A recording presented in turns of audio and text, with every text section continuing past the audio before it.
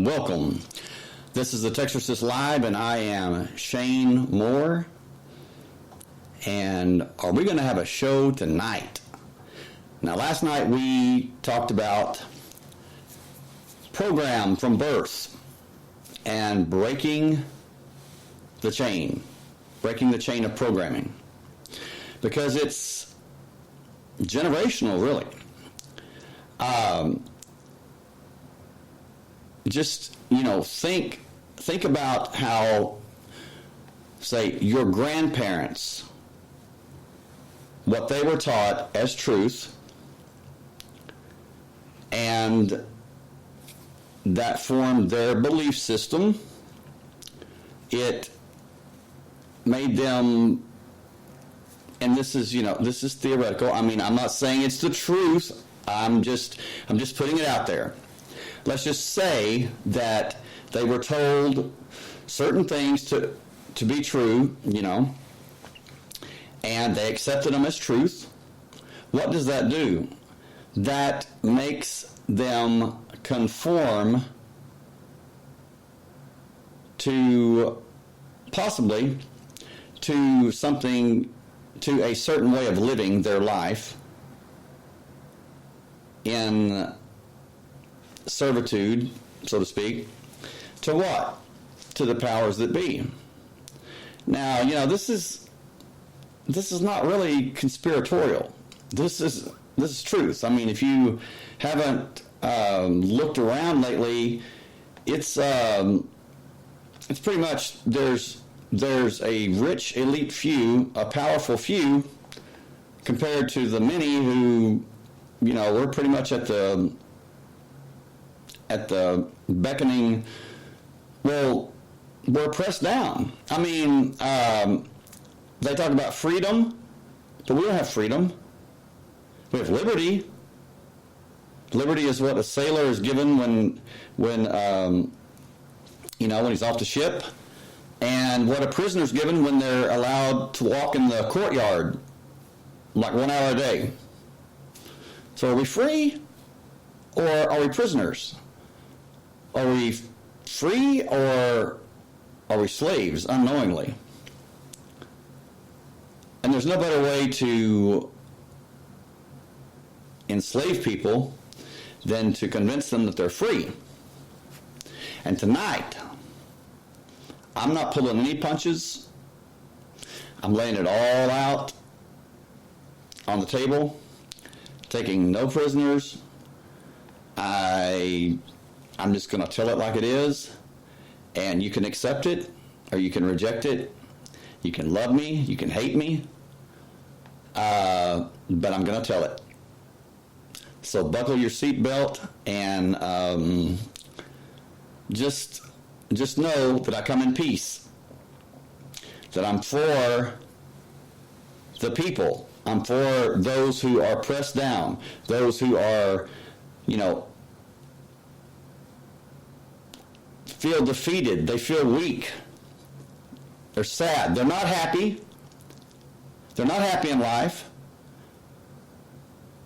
and they're tired of being promised that happiness or that success or that final, that what gets them there. It's a carrot dangling in front of their face, and they're pulling the cart, and many die without ever knowing that. I want you to know it, and I want you to know what's going on, because much of it is public knowledge. It's just that people don't look. They don't know where to look. They don't know what questions to ask. And hopefully, I've done that for you. Hopefully, I have, to where it will light a fire inside of you that enough's enough, and you'll do your own research and make up your own mind. And because this has gone on long enough. Call me a revolutionary. Hey, I would wear that with pride. Call me a rebel. I would wear that with pride. That's exactly what I am in this system. Which is what? It's not really being a rebel so much as it is being right. standing up for what's right. Please take part in our live chat. Hey, Jacob, brother, glad you're here. Please take part in our live chat.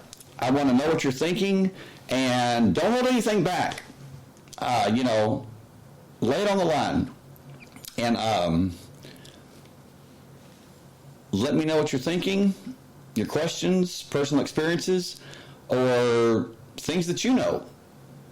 I will take a short break and be back in 3 minutes, and we will get started, and it's going to be a thriller and a chiller and a killer. I guarantee you that. See you in 3.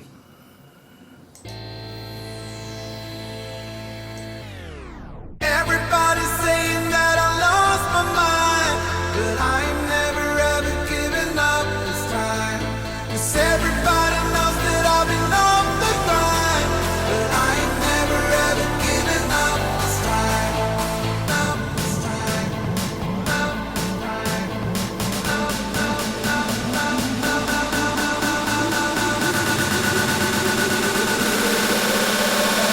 I've never ever given up this time.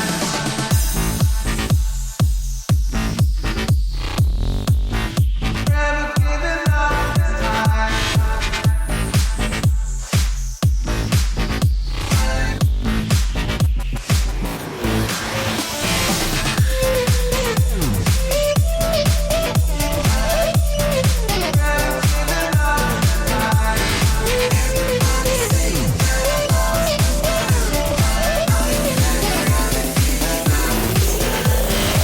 Everybody's saying that I lost my mind, but I ain't never ever given up this time.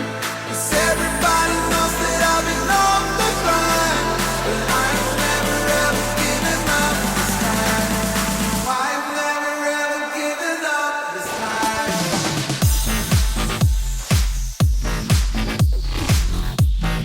Never given up this time.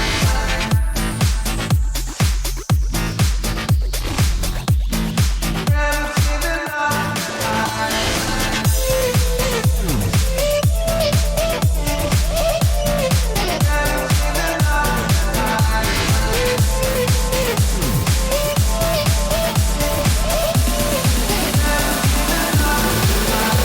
Everybody's saying that I lost my mind.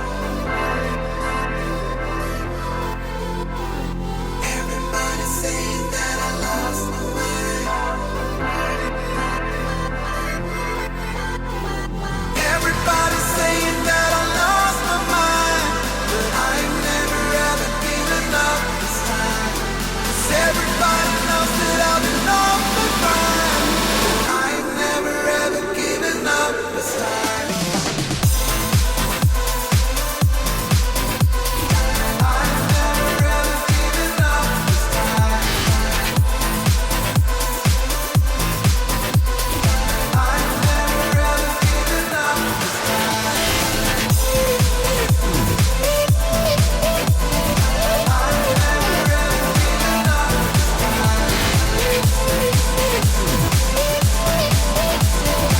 I've never ever given up.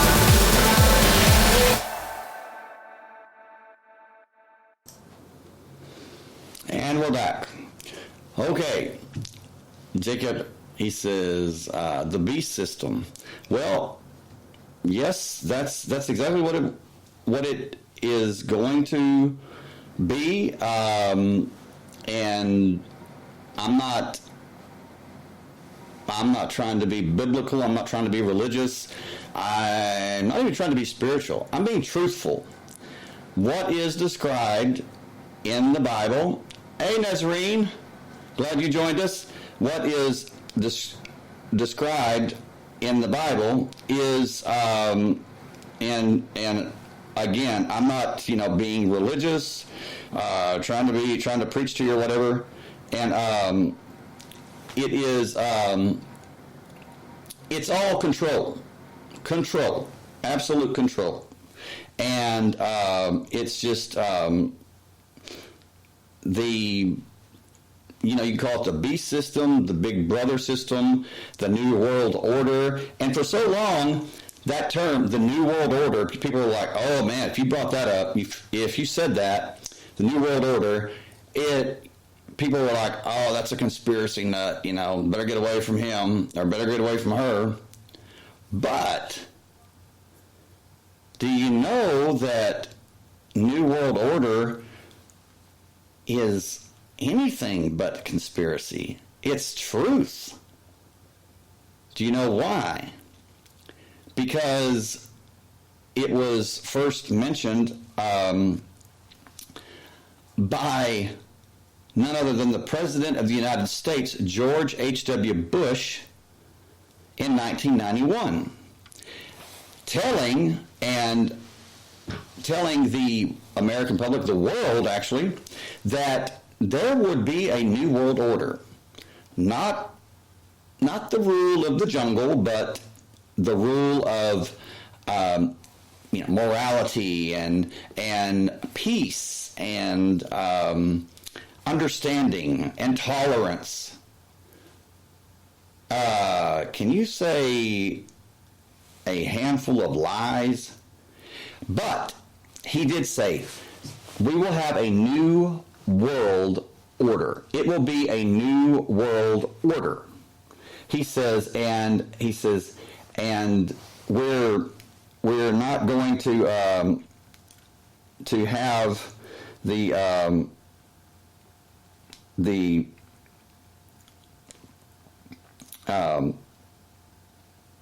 he says, it's not if we're going to have it. He says, we will have it. He says, and we will have it. He says, so, get ready.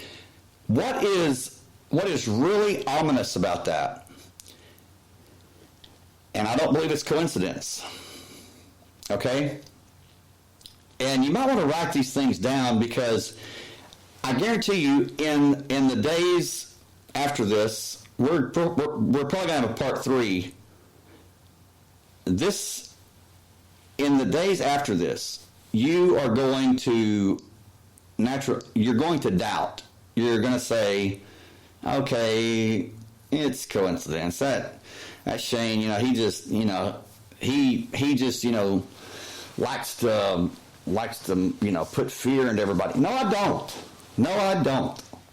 I would love to sit here and talk to you for 2 hours about how wonderful the world is and how love and generosity and tolerance. I would love to sit and tell you, news about that, and have not even have to mention intolerance and hatred and how the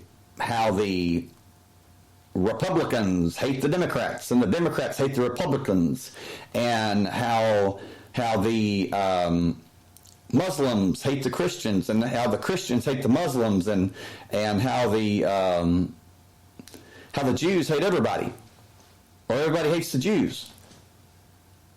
Okay, back up. What is that? That is labels. It is labels. It's labeling. It is absolutely, when two people are born, they're not born Christian, they're not born Muslim, they're not born into Judaism, or are they? Well, in many cultures, they don't have a choice. They're born into it. Okay? Really, in the United States, or, not just third world countries, or, countries where religion is enforced, really, it's enforced worldwide. Think about it. If you're a Christian, and I'm going to talk a lot about Christianity because I was raised in it, and Tonight I'm just going to step away, like I encourage everybody to do, from my belief system, from what I believe. And I'm just going to present the evidence, and I want to just weigh it without any preconceived ideas or beliefs or what I think is knowledge,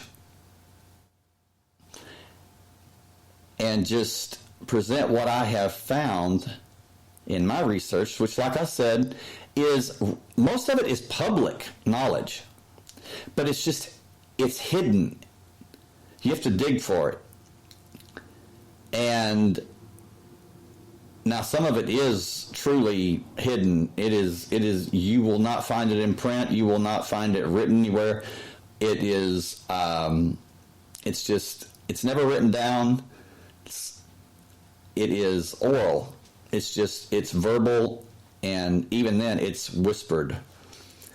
But what I'm saying is now, do you know that the United States government, and you can look this up, the United States government, they have a list of things that will get you listed as a potential threat, a domestic terrorist threat.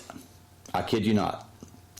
Do you know what some of the things are on that list that will put you on that list? Okay, how about this? Believing in conspiracy theories. Whoa. Guess who's on top of that list? Yours truly. Yeah! You know, not that I believe every conspiracy. I don't. So don't think that I believe in you know, every conspiracy theory there is. No, I have to be convinced. By what? By truth. Not by faith, not by, oh, well, it so-and-so saw this, and, people in high places and intelligent people, educated people saw this and it happened. You know what? If I didn't see it, if I didn't experience it, then I'm not gonna testify to it being true unless I have experienced it personally. I don't want secondhand knowledge. I don't want somebody else's experience. I want to base what I believe as truth, what I know to be truth, on personal experience, my personal experience, not anybody else's. Not any preacher, not any pope, not any pauper, not any prince. No man. I don't care who it is or what they say, what they believe. No, I want the personal experience, because I'm not taking it second hand. I'm not taking it third hand. And that's what many people do, is they listen to a preacher, a priest, or a pope, or a politician talk about their experience. And what do they do? What do all these people have in common? They're great storytellers. They're not just storytellers. They're great psychological storytellers, expert. They know how to tell a story. I should say lie, because that's what it is. They can spin a yarn and have a stadium of people, an auditorium of people weeping, crying, because little Johnny, he didn't have health care, and blah, blah, blah. The funds didn't get there in time, and little Johnny died. And he died a really horrible death. And people are crying and everything, Okay, that is horrible and would be horrible if it was true. But think about it. How many times do they tell us things like that? And in the past, I bought into it. I was, oh man, that's horrible. I mean, this happened, that happened. Those poor, that poor kid. I mean, my God. But did it really happen? It's just like in the movie. I forget what movie it was, but it was John Travolta playing Bill Clinton, and he talked about. He was playing Bill Clinton, and he talked. He literally said, in this, he was, raising money for his election, of course, as they all do, and he talked about how he was going to build up the education system, and he talked about his Uncle Ernie or something, and he said.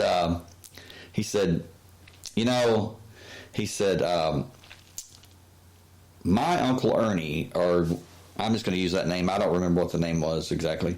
But he says, my Uncle Ernie, he said, he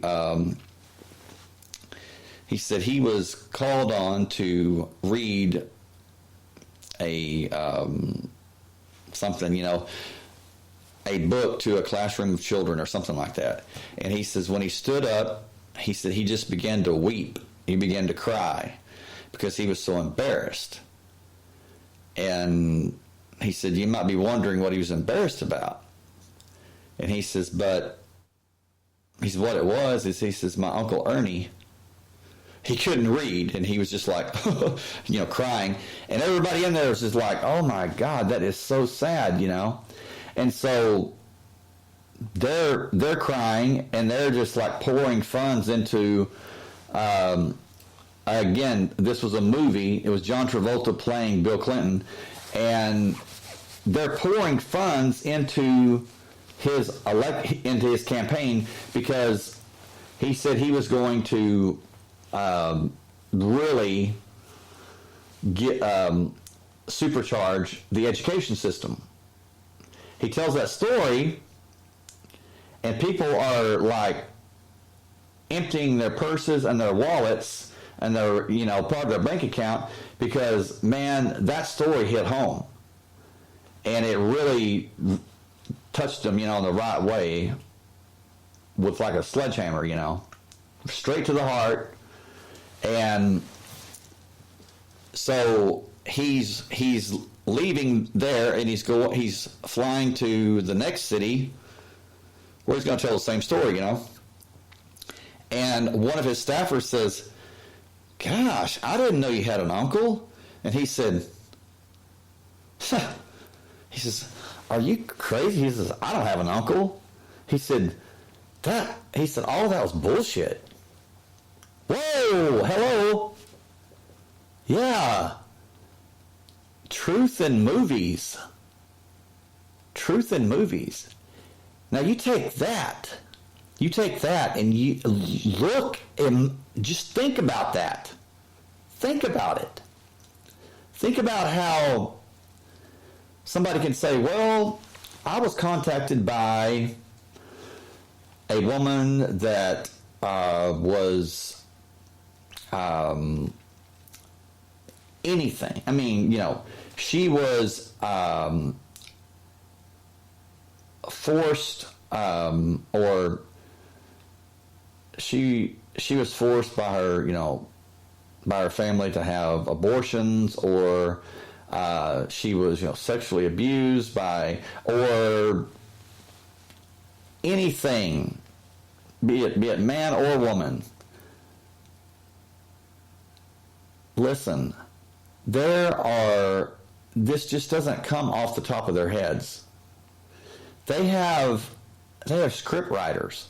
I mean, they have people that write actual scripts talking people that write, or they could write scripts for Hollywood or movies.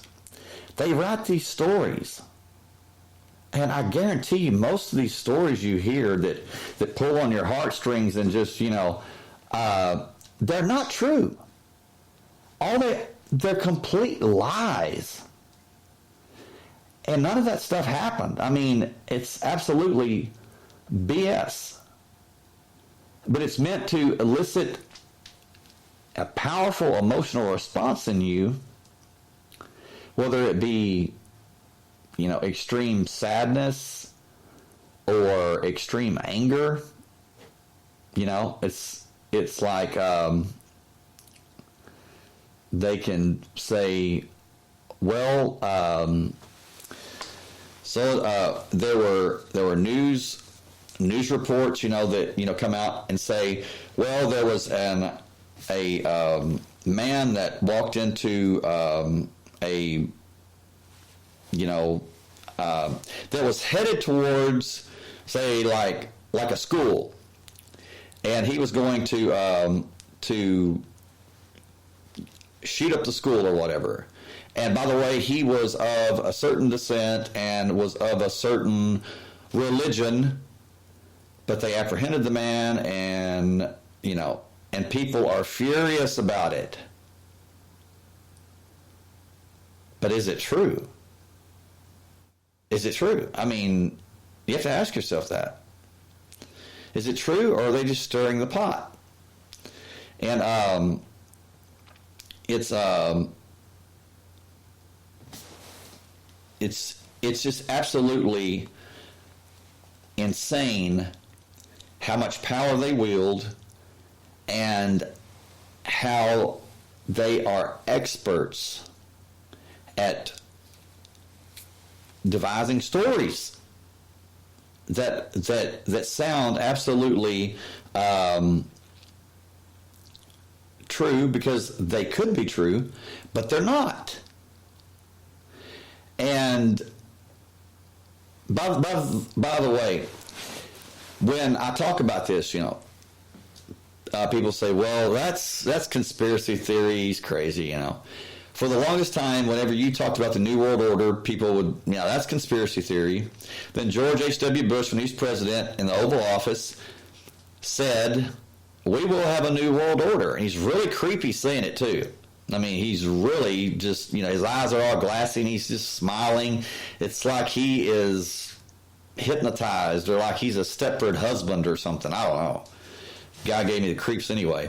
But he says, it's not if we'll have a New World Order. We will have it. Okay, do you know when he made that speech about the New World Order? He made it in 1991, on September 11th, 1991. 9/11/1991. And we all know what took place on September 11th, 2001. When the planes hit the Twin Towers, and so-called plane hit the Pentagon, right? Nah, I don't believe so. Anyway, and a plane was, passengers took over the hijackers in a plane, and they crashed in Pennsylvania, right? Okay. What happened on that day? What really happened on that day? And I'm not saying who was responsible. I'm not saying who did it. It doesn't matter. What I'm asking now is what happened on that day. On that day, people, they lost a lot of their freedom. Why? the powers that be, the government didn't have to take it. People gave it away. The war on terror? Are you kidding me? That's like the war on hatred. The war on terror? Could you be a little more specific? Because, you know, there's terror all over the place. I mean, the war on terror, is that ever going to end? Hell no, it's not going to end. I mean, really? Do you think that terror is ever going to be eradicated? You know, just completely wiped out? No. And it goes on and on and on for a reason. They don't want it to end. It makes money. It gives them more power. And there have been several of the like the Club of Rome, Trilateral Commission, the David Rockefeller, Henry Kissinger. Oh my God, Henry Kissinger? You talk about somebody that's a terrorist. This guy is a war criminal. There's so many countries that he can't even travel to because he'll be arrested. And he's like 93 now.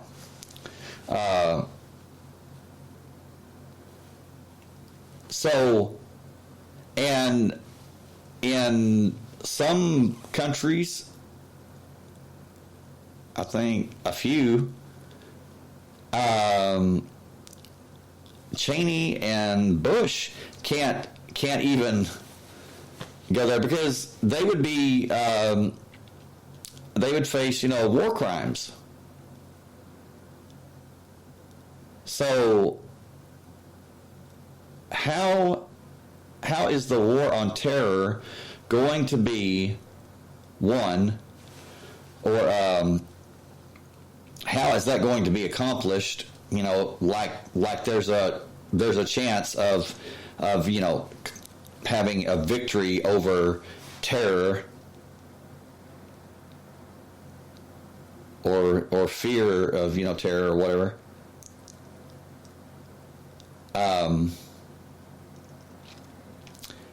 But yes, he made that speech on September 11th, 1991, and what was it? 11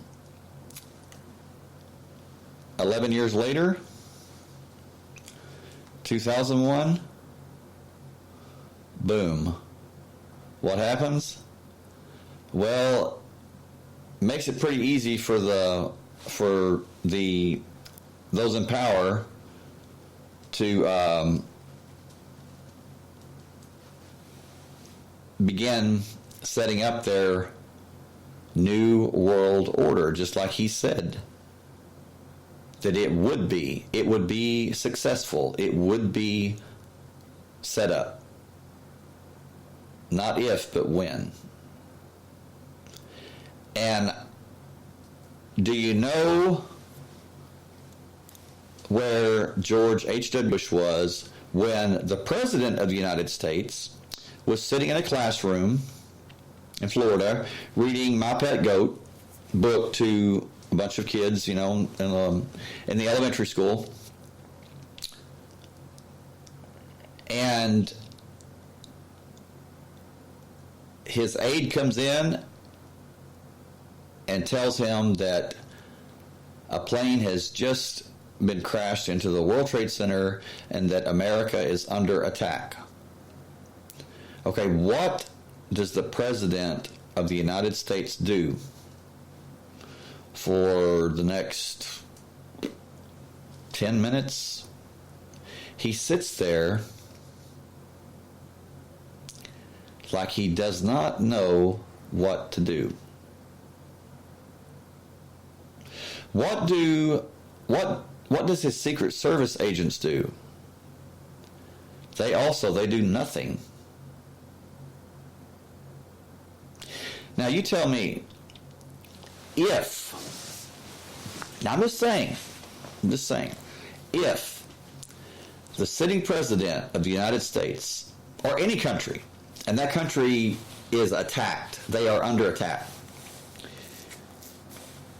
Correct me if I'm wrong, but the Secret Service agents, something's not right about this, because if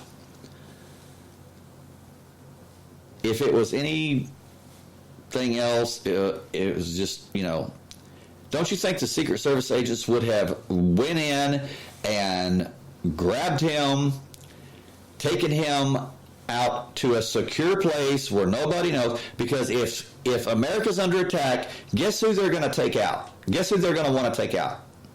The President of the United States, correct?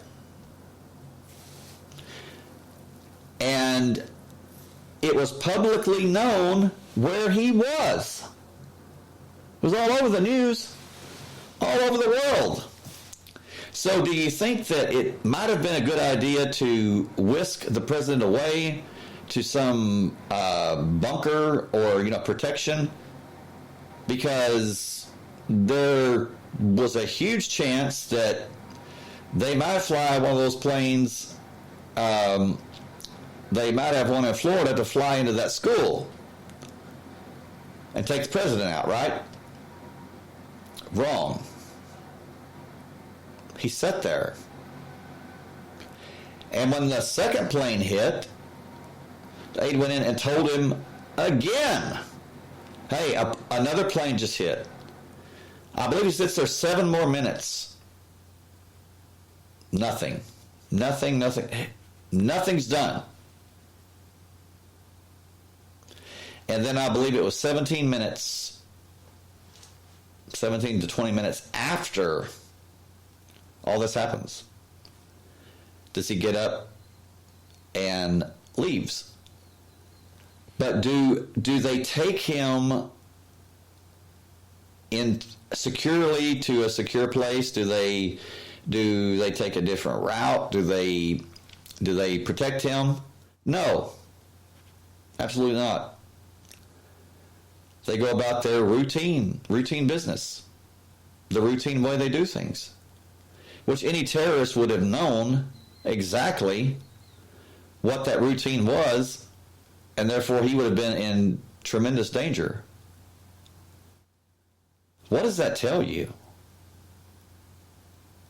I mean, in a courtroom, that's pretty damning evidence. That's pretty damning evidence.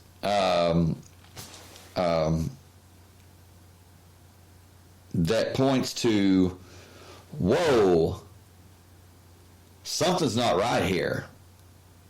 And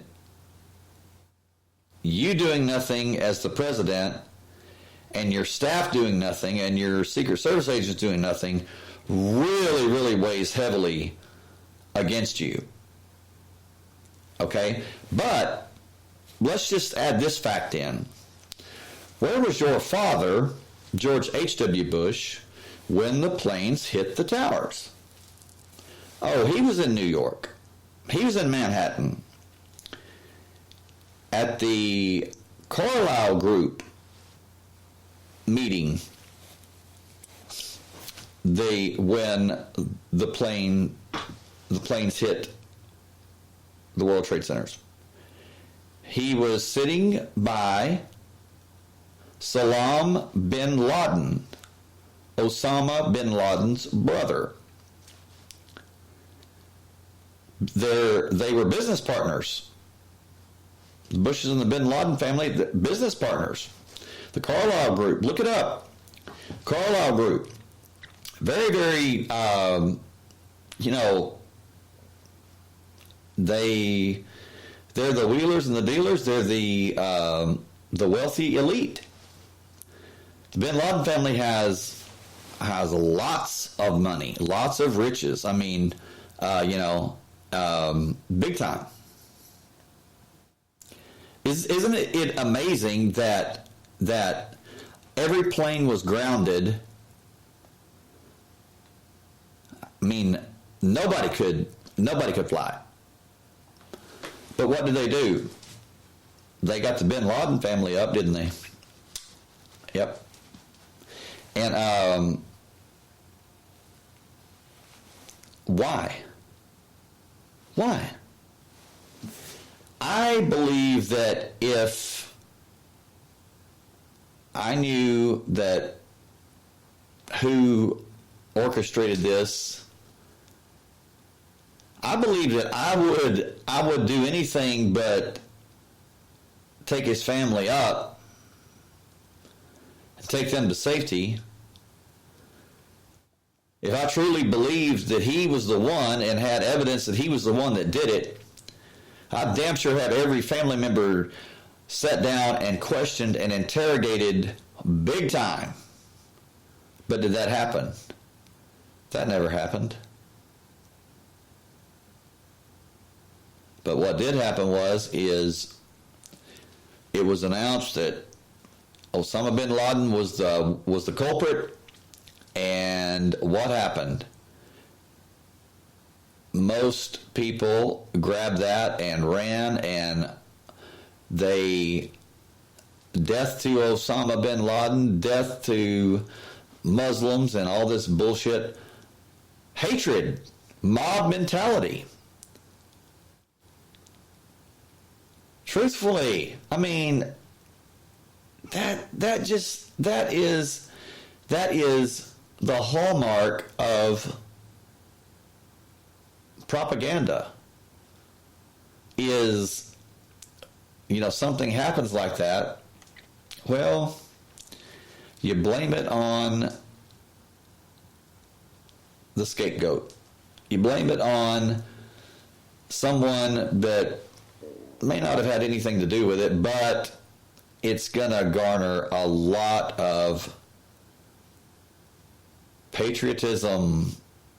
It's going to make people, it's going to put them in that mindset that, hey, take whatever you have to take, but just get that bastard, And there are a lot of people that were saying that, They're like, screw the Constitution, screw my rights, I don't care, as long as they get that bastard and hang him up, Right?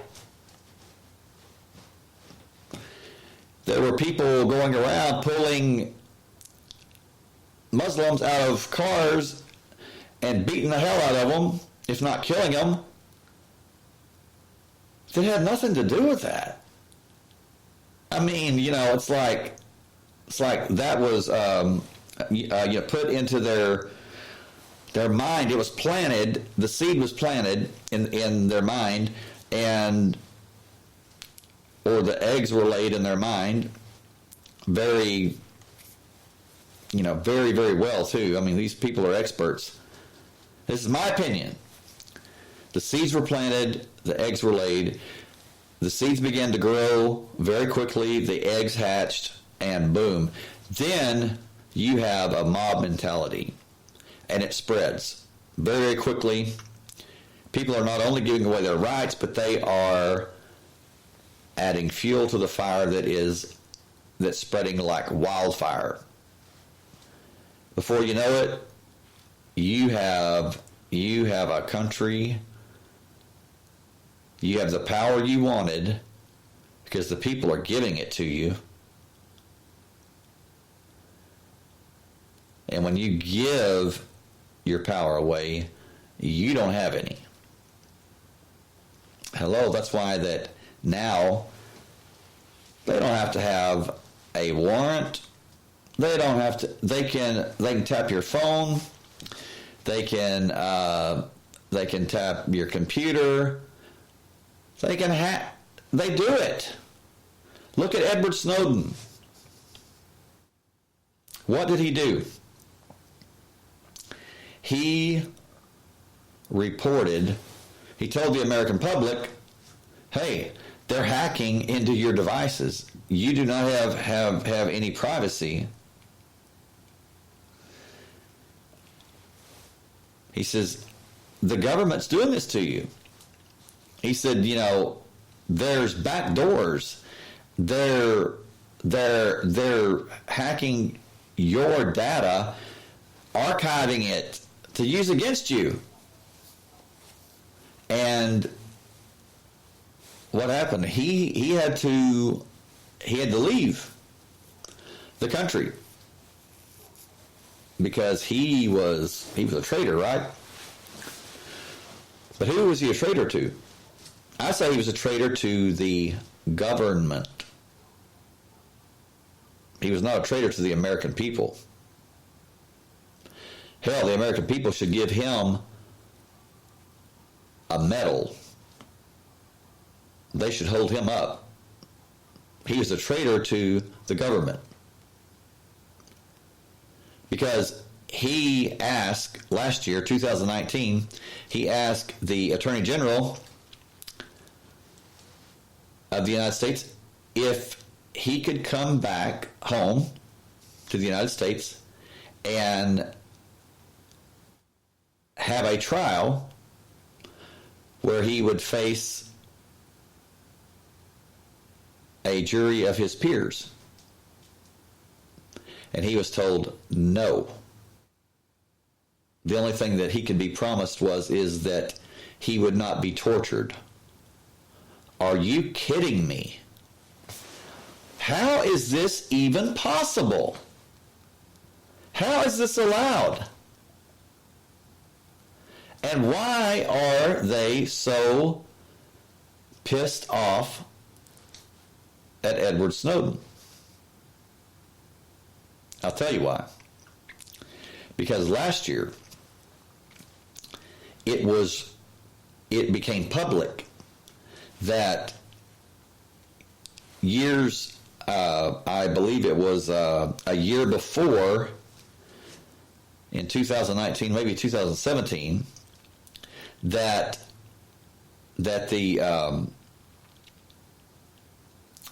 the Supreme Court ruled that the FBI had committed crimes against the American people by hacking into and tapping their phones, their computers, and smart TVs, everything. They were guilty, which vindicates Edward Snowden. He was telling the truth. He wasn't making it up. And it wasn't that they were doing this to just who they thought might be terrorists. They were doing it to everyone.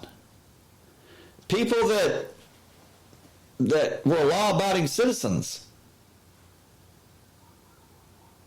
That was proven.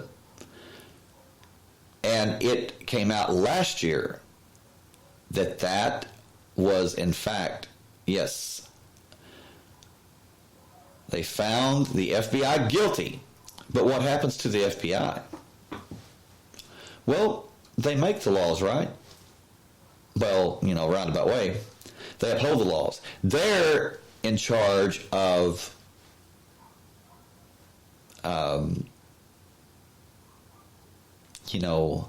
enforcing the law, right? But when those who enforce the law break the law, there really isn't any law, is there? What is it? What is it when those who enforce the law break the law? There isn't any law. There's anarchy. There's chaos. Yes. Order out of chaos, right? It's on the back of your dollar bill. Yes. Do you still doubt that we are in a system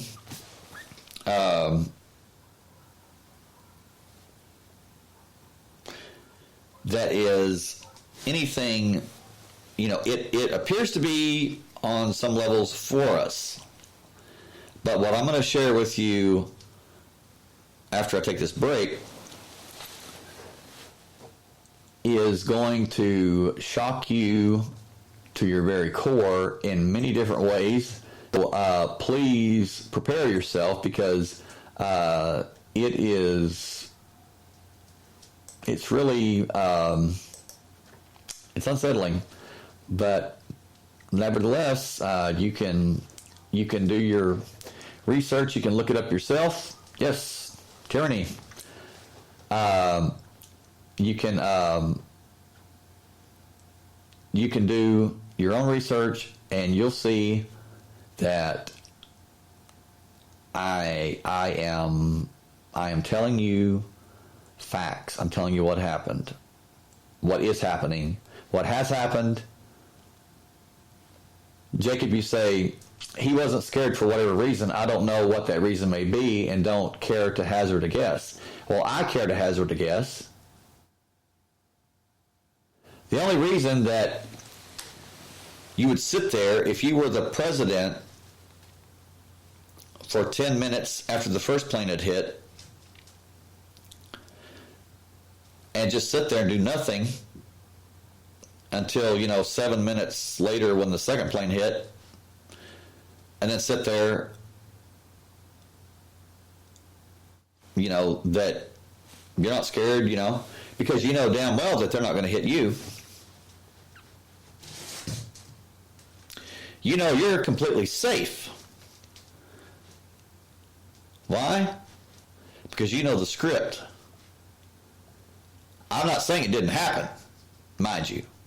I'm just saying he knew how it was going to go down. Why do you think Cheney called off NORAD? Why do you think he wouldn't let the fighter jets go up until after everything had been done? Think about that. And don't think Republican, don't think Democrat, don't think anything. Think human being. There's people who say, well, they're Republicans and I'm Democrat. I don't give a damn what you are. You're a human being. Act like one. Drop the labels, drop the bullshit. You're a human being.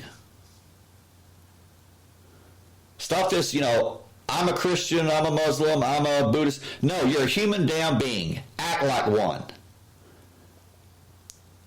Humans do not do things like that.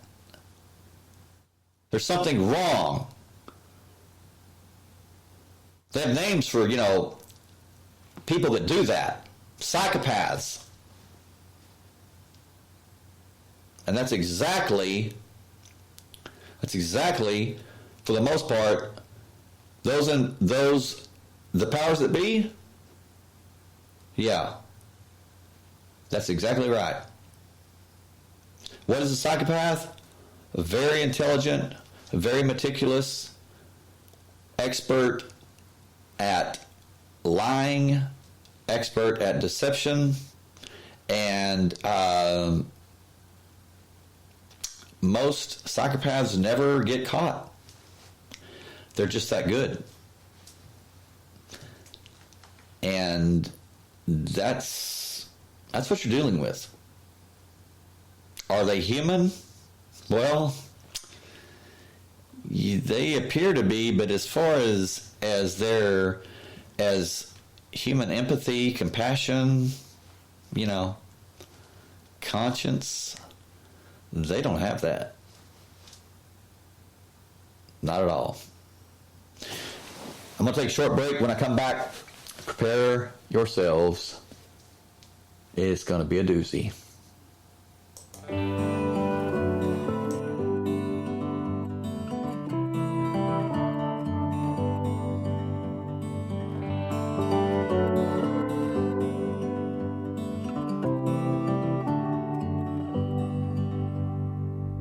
I don't know for how long I'll get to hold your hand, to be your guiding light in the darkest of nights. I will try to do my best until the day that I'll die. I won't lie, I won't lie.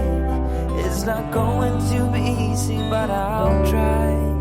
Don't you worry, I'm not going anywhere. I will stay here, I will stay here. And as long as my heart beats like a drum, then I won't back down. No, I won't back down. I know that we will fight and be too proud to say the other one was right. And one day you will leave and start your own family. I will try to do my best until the day that I die. I won't lie, I won't lie. It's not going to be easy, but I'll try. Don't you worry, I'm not going anywhere. I will stay here, I will stay here. And as long as my heart beats like a drum, then I won't back down. No, I won't back down.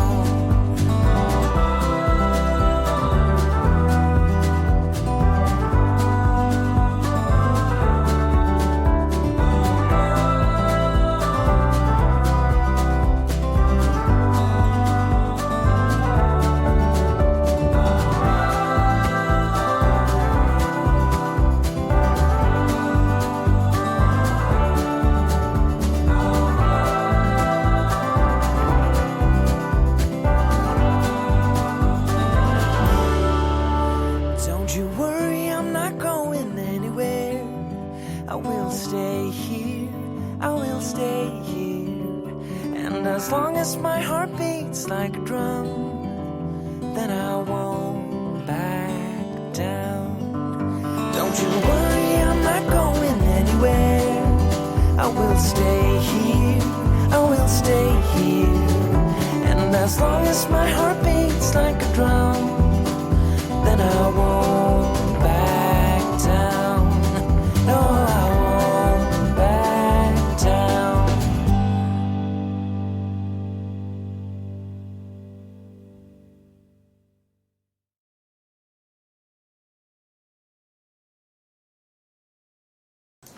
Okay, I'm back. Yes. So, Jacob, you say, of course, he knew what was happening. The way I heard it was he finished reading the story to the kids. He not only finished reading the story to the kids,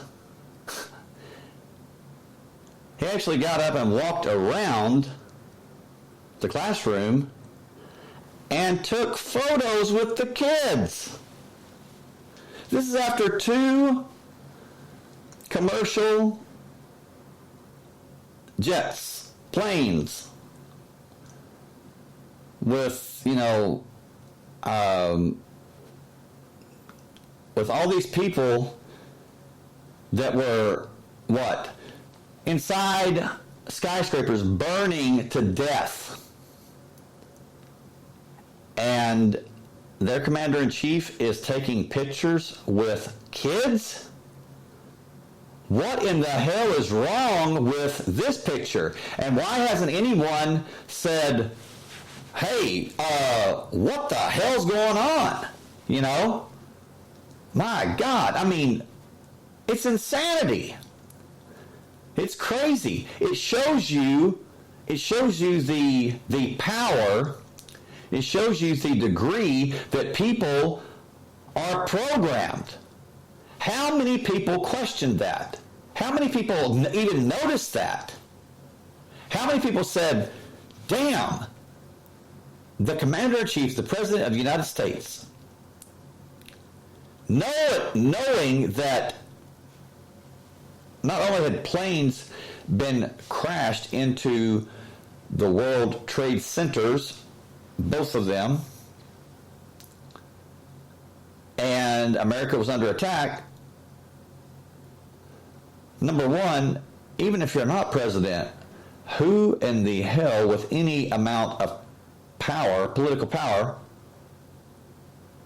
would sit there, much less get up, walk around, and take pictures with the children. Like nothing. He was smiling and snapping the camera. Like, hey, it's just another day. It's just a walk in the park, you know. Why hasn't anyone asked that question? Not one question. Now, those that do, they're, oh, well, you're a 9/11 truther. And by the way, I'm not a member of any of those groups or anything. What I'm saying is my questions. This is coming from me. It's not coming from anybody else. And it's not so much that how he acted, what he didn't do. It's that how many people, how many American citizens even noticed that or questioned that or said anything about it. It's like, you know, when he went to Ground Zero and held up the, you know, bullhorn, you know,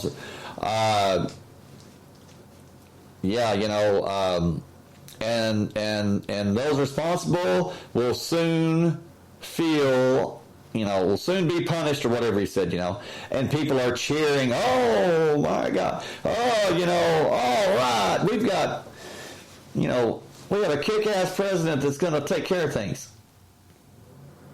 Hello? Were you on Earth, a few days before when he sat there in the classroom and did all that? Just sat there and then took pictures when America's under attack? Yeah, you might want to rethink, cheering this guy. Yeah. And I don't care what you say or how you cut it. There is no reason. There is no excuse. They're like, well, he didn't want to panic the children, If you're the president, the country's under attack, and you're a target, which, you're going to be, that's protocol, you're putting all those children at risk. So, let's hear another one. Let's hear another excuse of, well, he didn't want to panic them. No. It doesn't add up. Especially when his father is sitting next to Salam bin Laden at a business meeting, the Carlyle Group. Explain it. Tell me what's going on. You can't. You can't, because it's not a conspiracy, it's truth. And it's not a conspiracy if it's truth. If it's true. You're not paranoid if they're really after you. This is not some, this is not dreaming or whatever, or,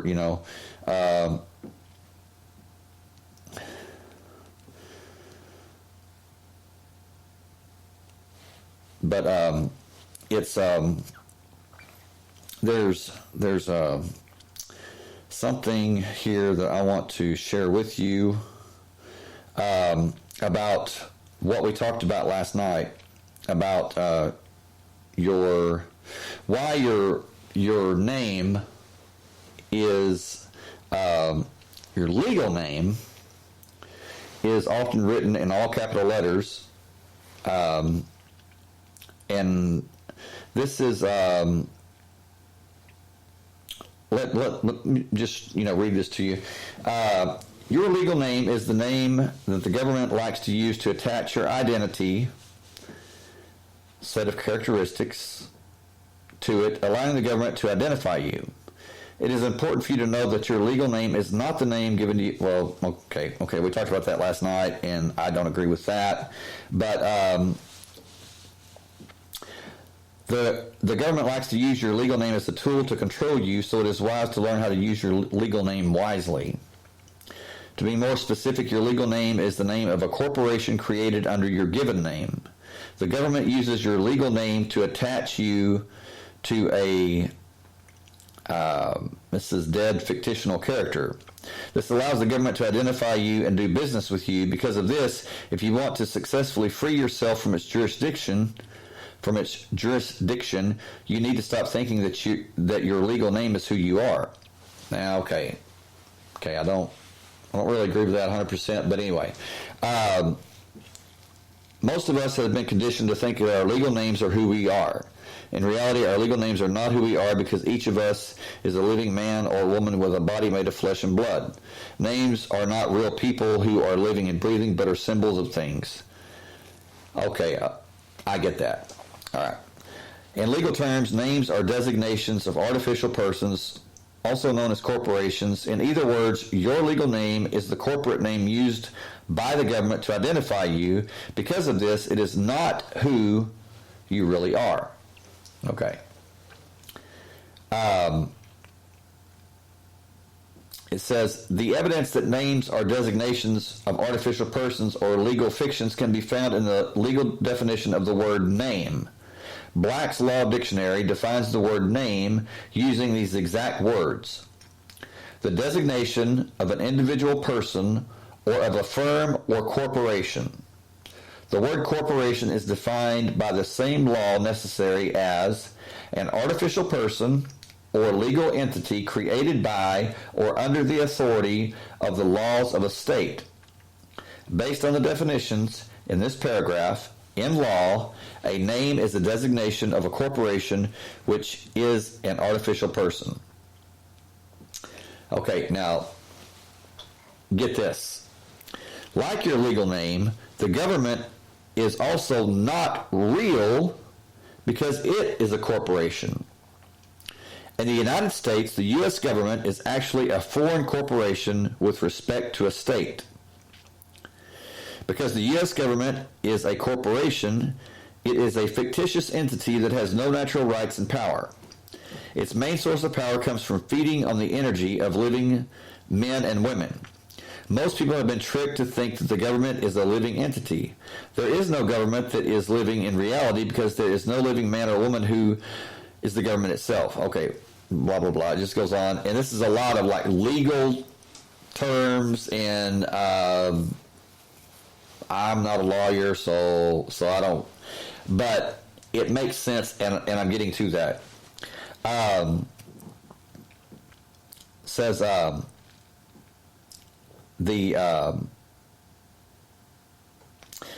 it says, because the government operates in a fictional world, it cannot deal directly with the real you, the living man or woman made of flesh and blood. To overcome this problem, it needs you to agree to be a conduit so it can connect you to a fictional character of the government. This conduit is the legal name, legal person, legal fiction, which is the name often written in all capital letters. This legal person is not you, instead is a fictitious entity used by the government to do business with you. The moment you agree to be a legal person, legal name, you create a conduit that connects you to a legal person of the government, allowing the government to do business with you. It allows the government and the court to have jurisdiction over you. However, if you know the rules of the game and how to exercise your natural rights, you can take control of the game. The process that allows the government to legally claim you as a corporation involves the creation of an artificial person, the legal name often written in all capital letters, and then tricking you to agree to be that artificial person or legal name.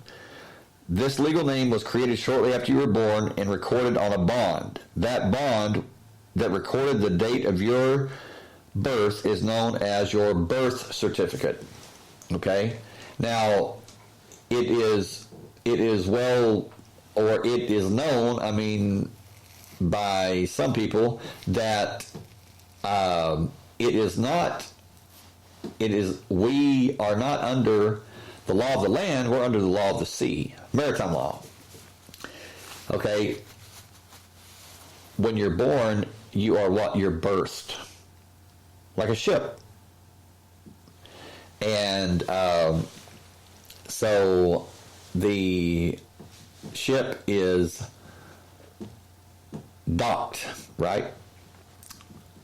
Just like you, when you were born, when you were birthed, a doctor signed your birth certificate. And you are, you are basically a ship. You are, the water broke and you were birthed and then placed in the dock, right? The doctor signed your birth certificate, and hey, that ship became part of the Navy, part of the system's vast Navy. You became a part of it. Okay. A birth certificate can be used as a certificate of debt, which is why it is recorded on a bond.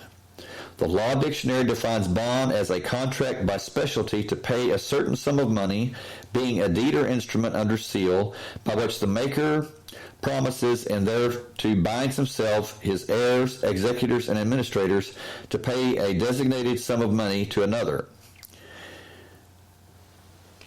It says, when you agree to be a legal fiction, the government has legal right to take money from you. Be aware that legal is not the same as lawful. The good news is that a birth certificate works like a stock certificate. Therefore, by learning how to use it properly, you can become its beneficial owner. Your legal name, which is used by the government to identify you, a body of water or liquid, is written in all capital letters because it is a piece of liquidated capital. In other words, it has been securitized and turned into a financial instrument. Hence the phrase liquidated capital. To liquidate something is to sell it off entirely or sell it off to pay a debt. It is called liquidated capital because you, the man or woman who have been securitized, were born in the womb of your mother, which was mostly made of water. You are also mostly made of water. Because you are mostly made of water, you have been securitized, you are considered liquidated capital. And that's to turn you into capital. So the government can sell your capital on the stock market to pay off its debt. When you split the word capital into three words, you get capit all. The word capital comes from the Latin catalpus, capitalis, which means of the head, hence capital chief first. It also comes from another Latin word, caput, meaning head in English. Okay. It goes on to say, when you really think about the information you just read, you should know that the process of turning you into capital or liquidated capital is their way of saying that you have a bounty on your head. Your birth certificate is a bond with your legal name written, all capital letters, inside its four corners, and therefore is the financial document, the capital, that has the value of the bounty on your head. This is why your birth certificate is used to issue bonds that are traded on the stock market. In the Western world and many Eastern countries, shortly after babies are born, the government puts a bounty on their heads. This is due to the fact that all governments consider their citizens as capitals and properties. Even though you, as a citizen, are considered property of the corporate government, it has no jurisdiction over you as a living man or woman. However, if you agree to be a citizen, a person of the corporate government, then it has jurisdiction over you. Why? Because by agreeing to be a citizen, you also agree to act in the capacity of an artificial person. As a result of that, you agree to live in the realm of the fiction, also known as the realm of the dead. Be aware that an artificial person has no natural rights. Okay, now I know it's a lot of information, and but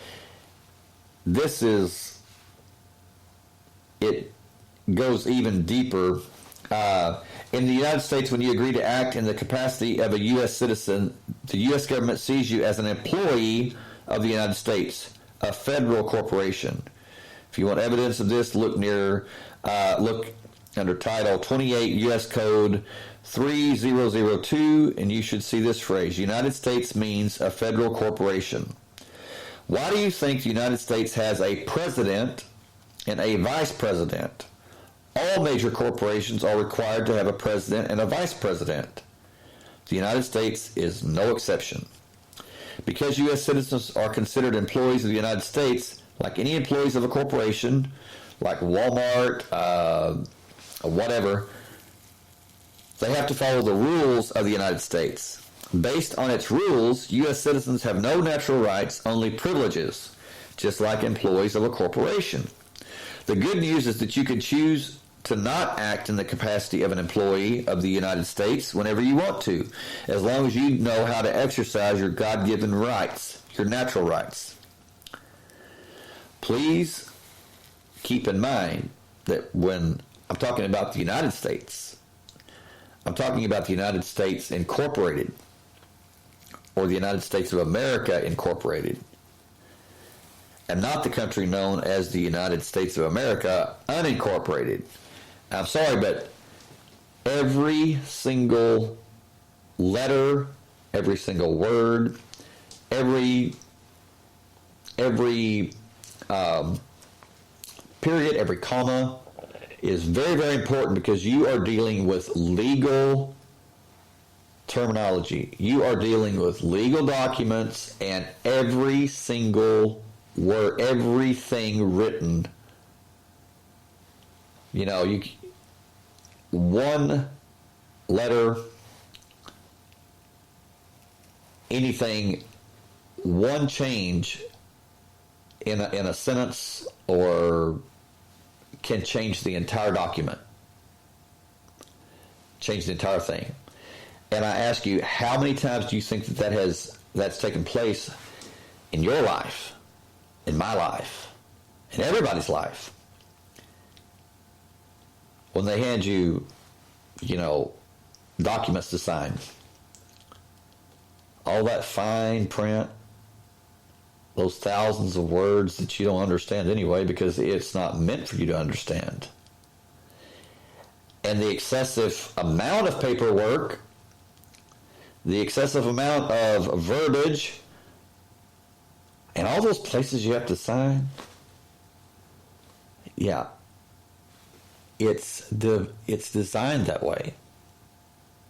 You know damn well, when you bought your house, or even when you sign an apartment lease, do you really read the documents?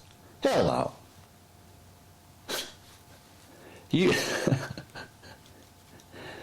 Yeah, it would take you a month, especially when you're buying a house. Now what do? You sign your name, and then you just put your initials, and or like Shane Moore, S. Moore, boom, boom, boom, boom, boom. Did I read it? No. Should I have read it? Well, would it matter? Like I said, it's not written so we can understand it. It's written in such a way so we don't understand it. And we do just what everybody does. Sign, sign, sign. The quicker the better. You've got things to do. Boom, boom, boom. Okay, you sign it. The United States, now listen to this. Please pay attention to this. The United States Incorporated resides in Washington, D.C.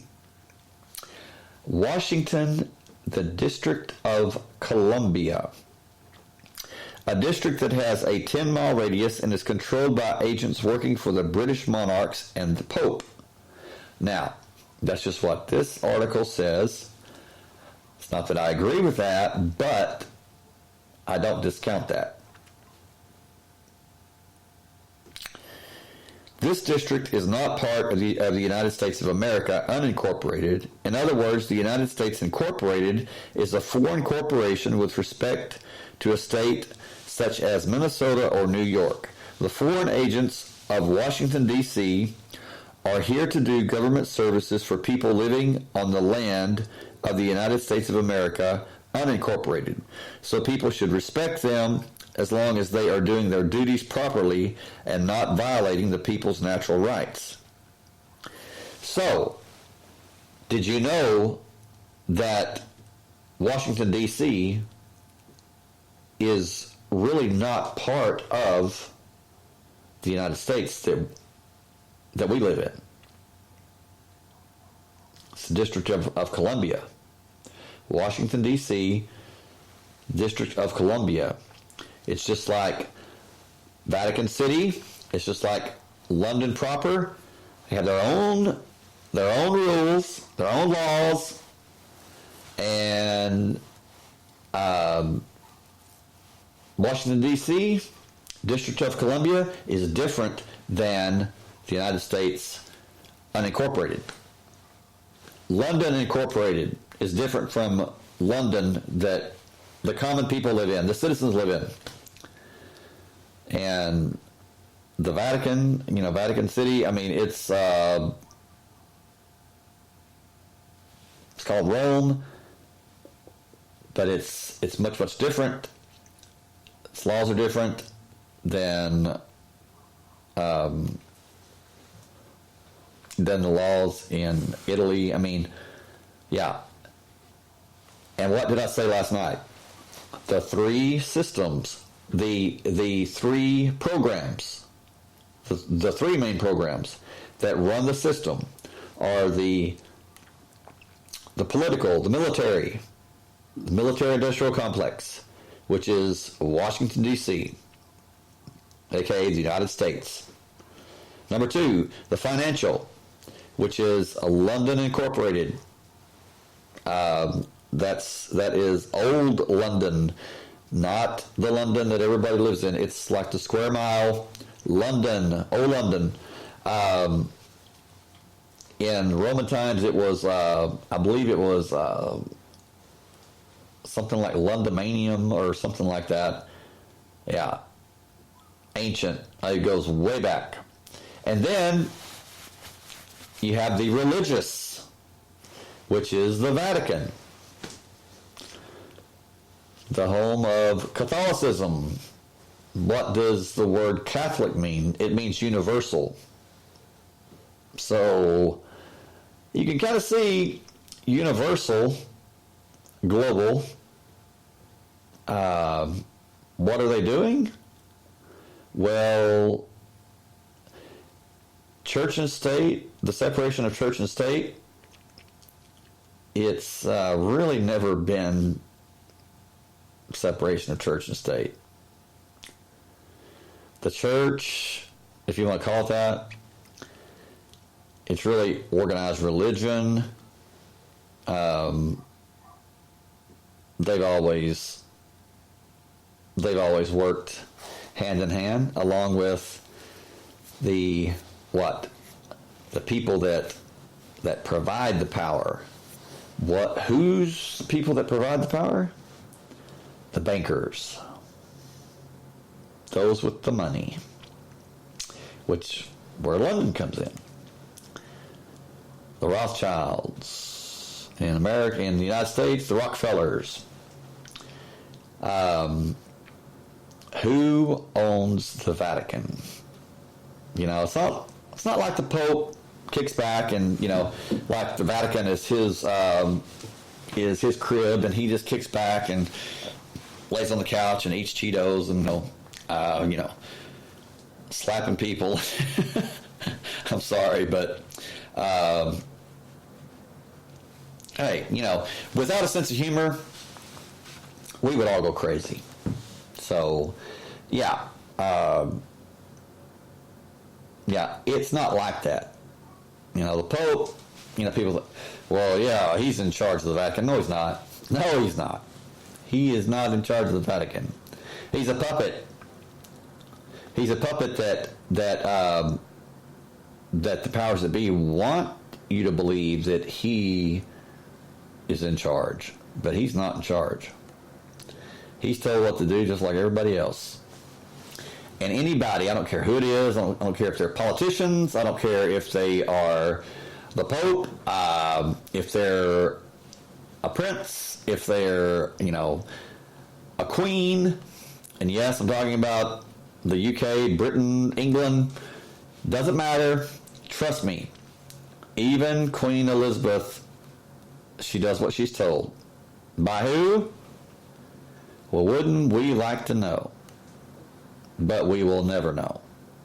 Because the people that are truly in power, the ones with the real power, and I'm talking power that,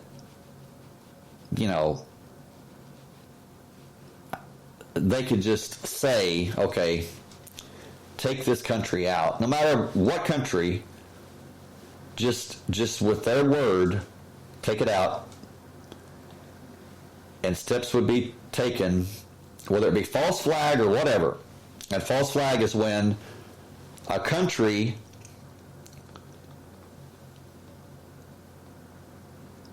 attacks itself under the false pretense that it is someone else, that it's another country or a terrorist group that did it. So when that happens, in the midst of the death and carnage and the shock and awe, people blindly accept it. And I just want to say something. Faith is great. Faith is wonderful. And it is needed. But blind faith is ignorant. Don't step into anything with blind faith. Don't believe anything with blind faith. Question everything. I don't care who it comes from. Even if an angel from heaven itself came down and told you, okay, this is how it is. Question that angel.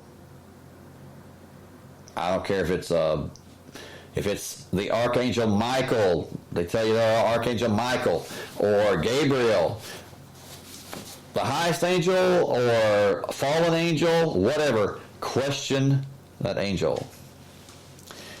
Even if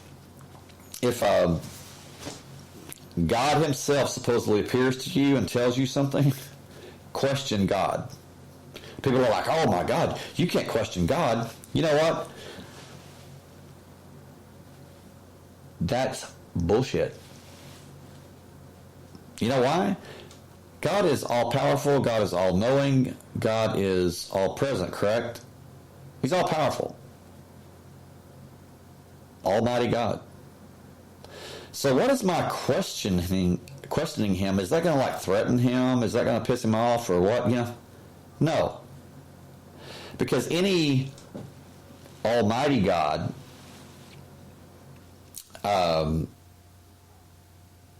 with infinite powers,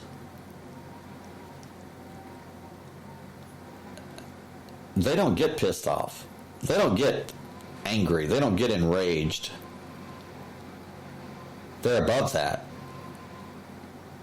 Anger and rage and jealousy, those are human emotions. And yes, I said that. So, that is a huge, that's a huge topic in itself.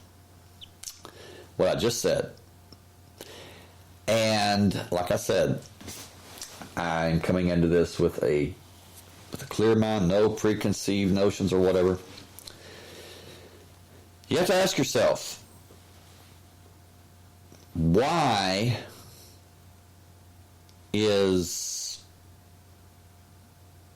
are we told that God is almighty, all-powerful, all-knowing, and then in the Bible it's described having human emotions that change like very rapidly to being completely hell-bent on, completely determined to slaughter millions of people, and then his mind is changed. That is not describing an almighty and all-powerful God. That is describing human emotions. And an almighty God is above that, beyond that. Don't you agree? I mean, come on. I'm putting it out there. Don't think, oh, well, if I say that, then, I'm going to go to hell. No, remember, during this, let's just pretend that we don't believe in hell. What we believe in is what is the truth, or what's written, and let's lay it out and let God Almighty be God Almighty. If the evidence shows that, then there's no harm. There's nothing to fear, correct? But if it doesn't show it, then we have to question. And if we don't, then we're doing ourselves and we're doing others a great disservice. Now, I'm not saying that I'm not trying to be the devil, or I'm not trying to be anti-God, or, whatever. But do you understand what I'm saying? Is if I was going to control people, if I was going to control a nation or people or whatever, what better way than to tell those people that, to live this way, to live that way, to do this, to do that, or God would punish you. I'm just saying. Is there any better way to do that, to control people, than by telling them that, well, God said it? Well, that's how it goes, because God said it. Okay. Well, when did he say it? Well, he said it right here. It's written. Okay. Now, that's all good and everything, but that's written, right? That's written by men. Well, yes, men that were inspired by the Holy Spirit. Okay? Now, I have nothing against that. But again, I'm not against any religion. I'm sorry, I'm not against any belief system. I am against religion, all religions, because it's a control system. Yes, they say yes, the Bible was written by those that were inspired by the Holy Spirit. The Holy Spirit led them, everything. Okay, well, all right. Well, let's say that is true. Okay, Constantine, the Emperor Constantine, was in charge of, in 312, the Council of Nicaea, where the Catholic Church, the Vatican, whatever you want to call it, Roman Empire, whatever, they chose what books would make up our present-day Bible. And there were supposed to be cardinals and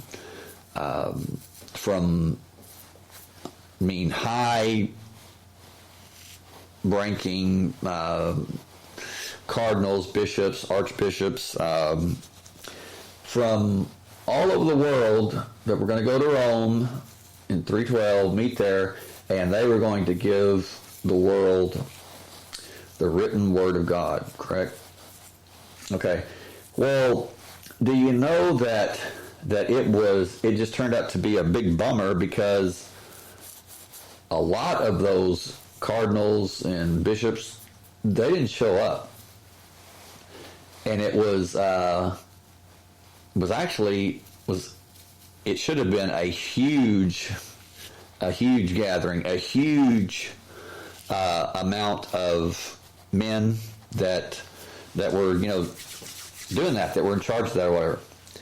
Turns out that it was not anywhere near what they thought, what they expected, but they had to go, and do that anyway. So, and Constantine was,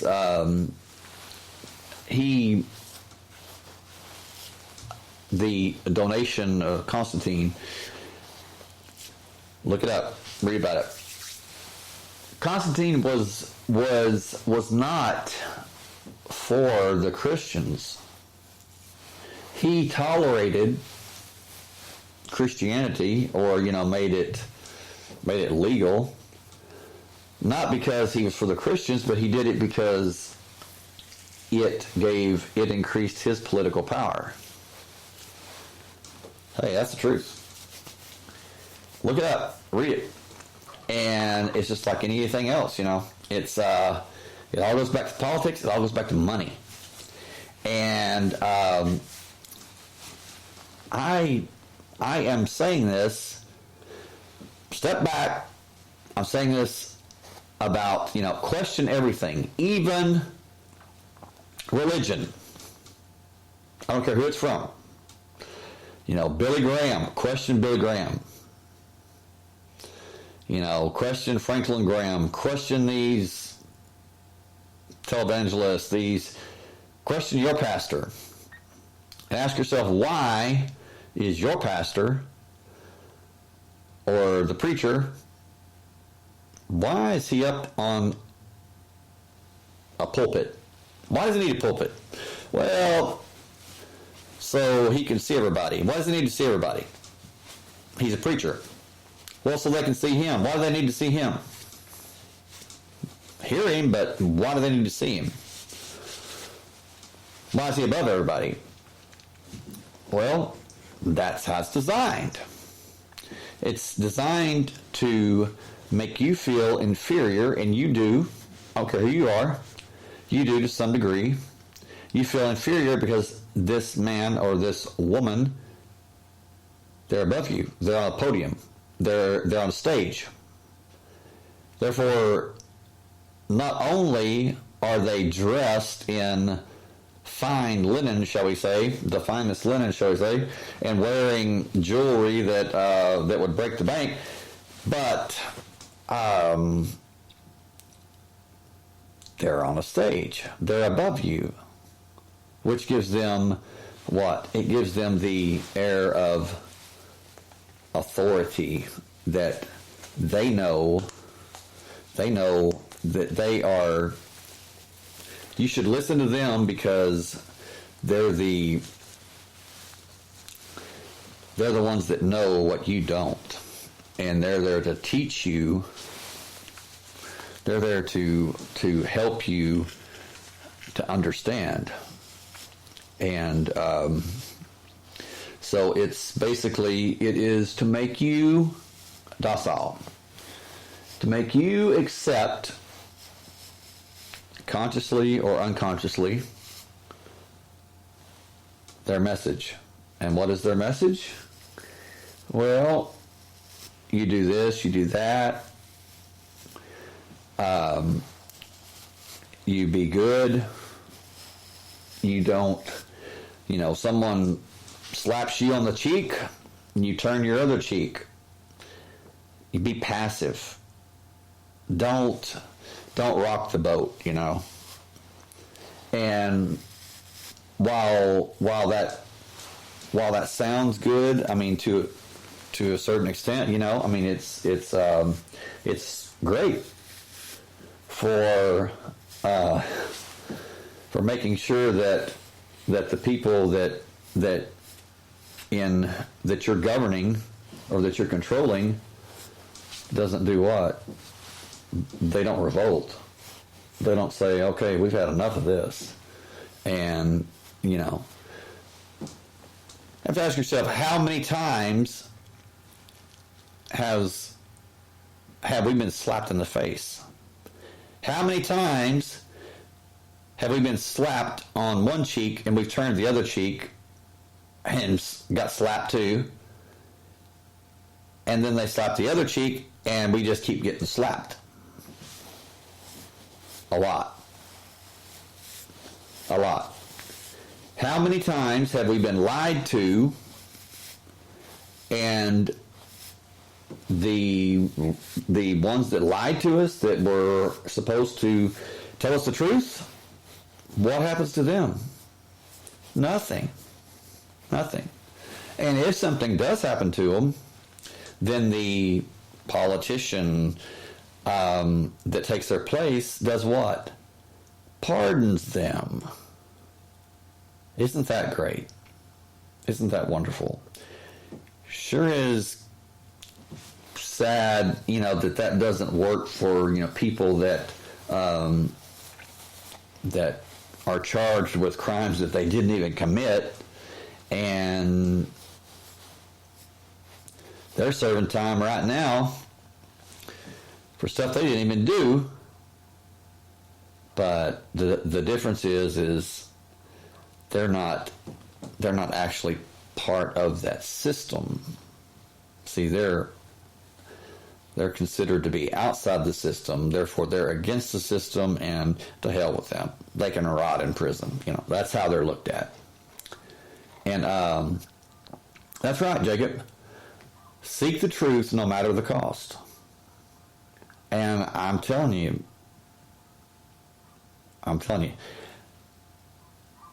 I am seeking the truth.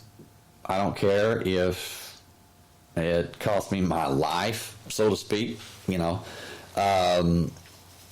they can, you know, can kill my body, but hey, truth's truth, and I refuse to live a lie. I refuse to not speak up and out about this. And I've had people say, "Oh man, you know, you need to back off because, you know, you're really going to piss people off." I don't care. I don't give a damn who I piss off. You know, maybe it's a good thing. Maybe they need to be pissed off, because especially when I talk about the truth of Israel, it's like, man, people run for the hills. Good grief! Whatever happened to standing up for what you believe in? You know, no matter what. I mean, do your research. Look at the atrocities that Israel has committed.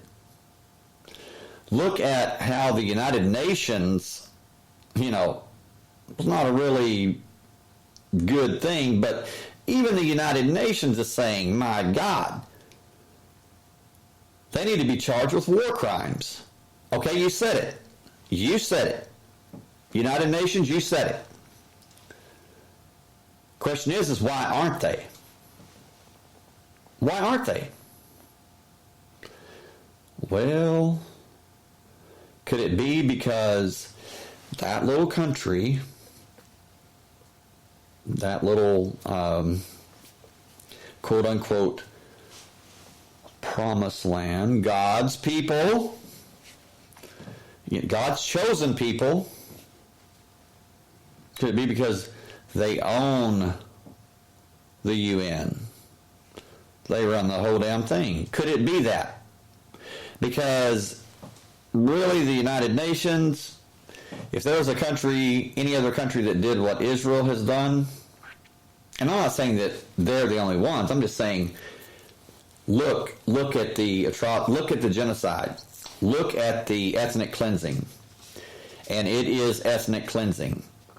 It is horrific. It is horrible. It will make you sick when you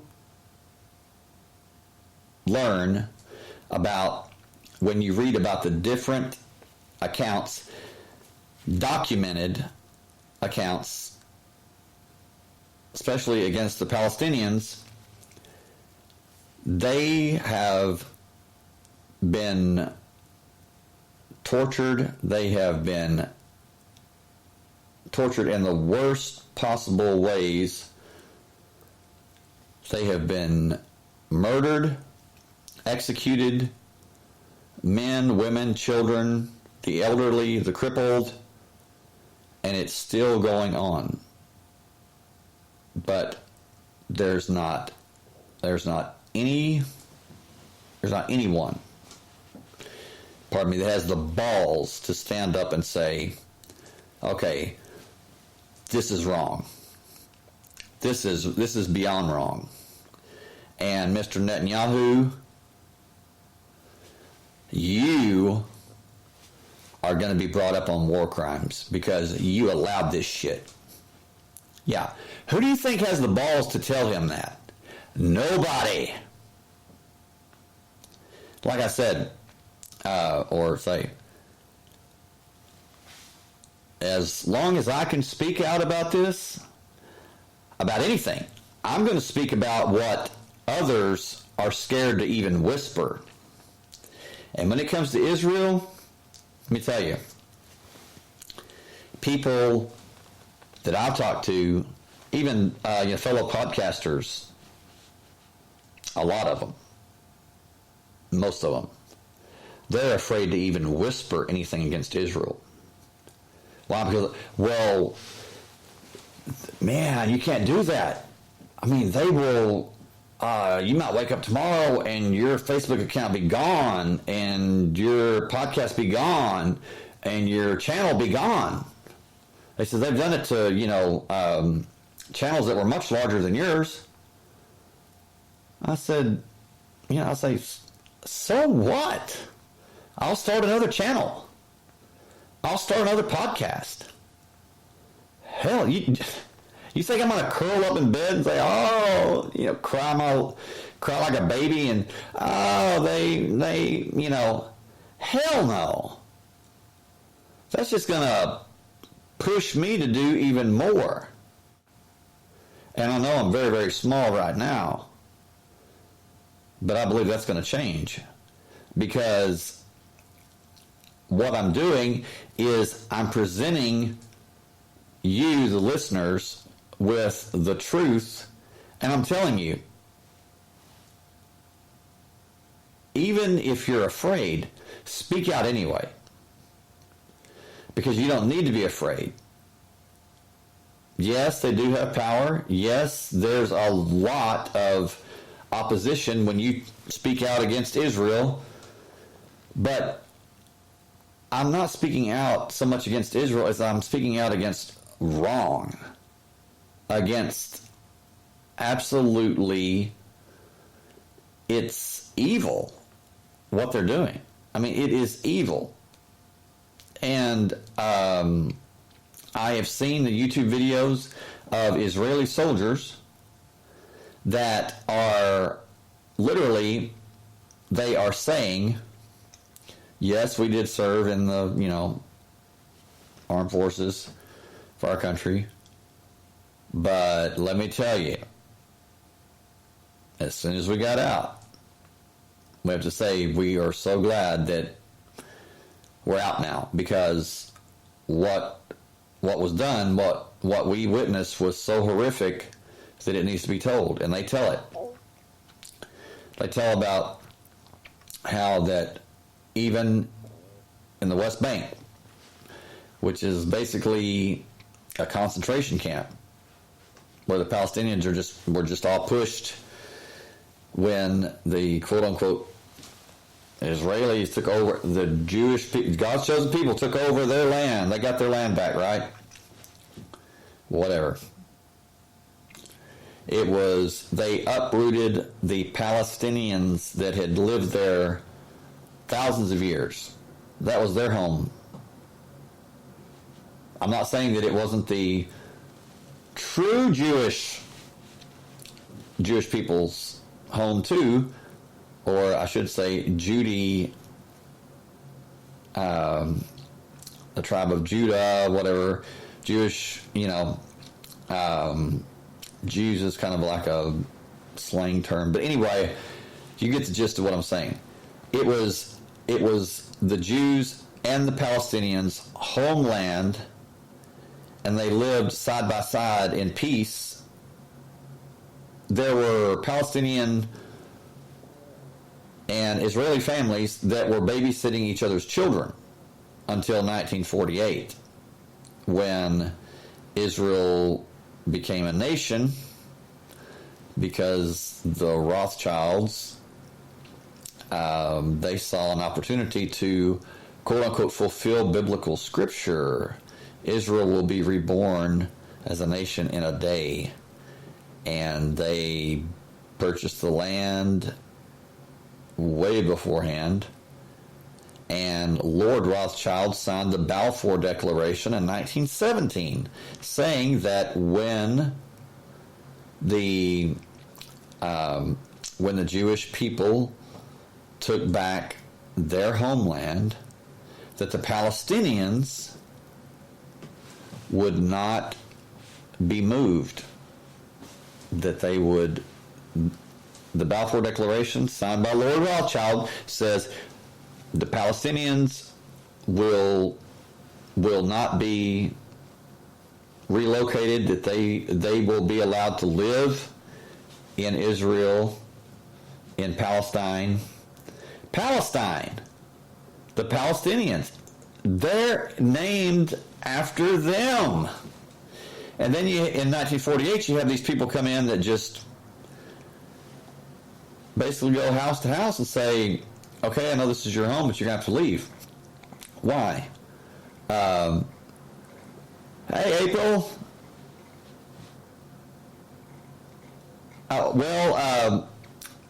One thing about that is I wasn't able to access YouTube tonight, so it's it's just Spreaker now, but but they went house to house and told the Palestinians, you're gonna have to leave, or we're going to purchase your house and your land for such and such. Well, it's not for sale. Well, it really is. You just don't know it, because if you don't sell it, we're going to take it anyway because it's ours. Okay, do you see how this is working out? Again, I'm not against the Jews. I'm not against anybody. What I'm against is I'm against wrong. I'm against bullying. I'm against murder. I'm against genocide. I'm against ethnic cleansing. I'm against hatred. I'm against evil. Always have been, am now, and I don't expect that I will ever change. And I pray that I never do. Don't intend to. Yeah. Why do we have to leave? Well, because God, the Almighty, the all-knowing, the all-present God, who is love, God is love, says this is our land, and you will either leave or you'll leave this world, because we will kill you. Why? Well, because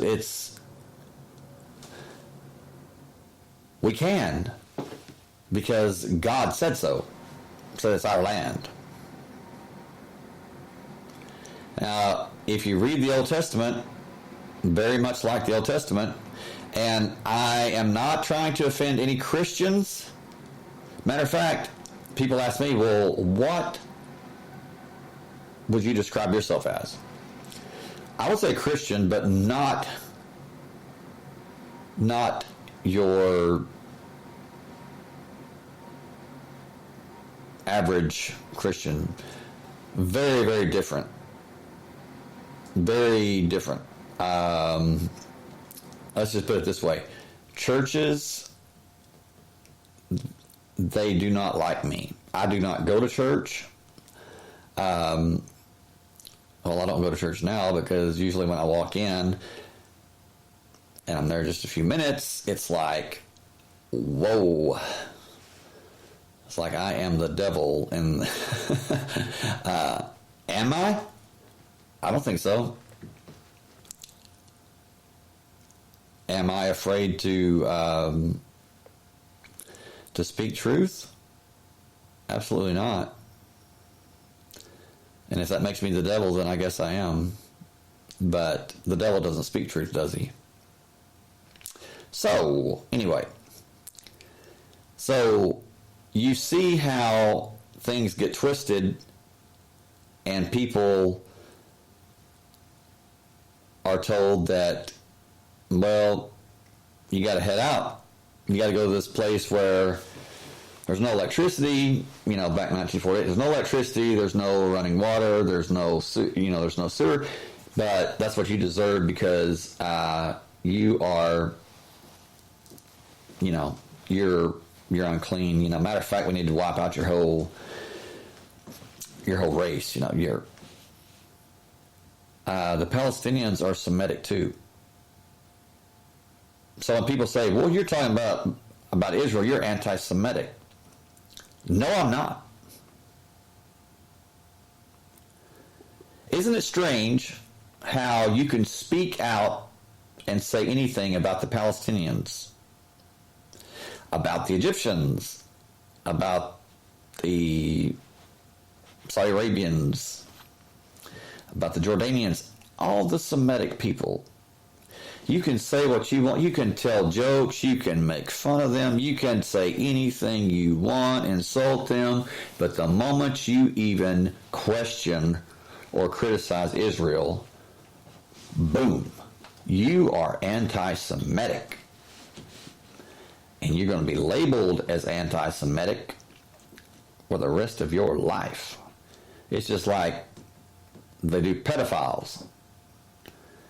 Whether or not you're actually guilty, whether or not a man or woman is actually guilty of pedophilia, if they're even accused, that sticks with them their entire life, the rest of their life. And it's the same way with being labeled an anti-Semite.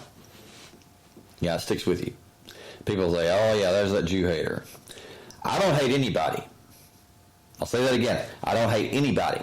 What I hate is evil. I hate greed, and I hate those who hurt and take advantage of others. That's what I hate. So, and I've received comments, I've received messages about, well, yeah, you believe that Israel, you believe the Jews are responsible for everything. No, I don't. No, I don't. You hate the Jews. No, I don't. I hate bullies. I hate murderers. I hate terrorists. Those who create terror. For what? For political power. And if you look at every prime minister that Israel has ever had, I believe it's 13, read all 13. From David Ben-Gurion to Benjamin Netanyahu from 1948 to 2020. Read about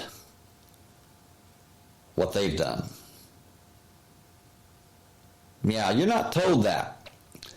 You're not going to hear the media report on that. Why? Well, who owns the media? Israel. You're not going to see it in movies.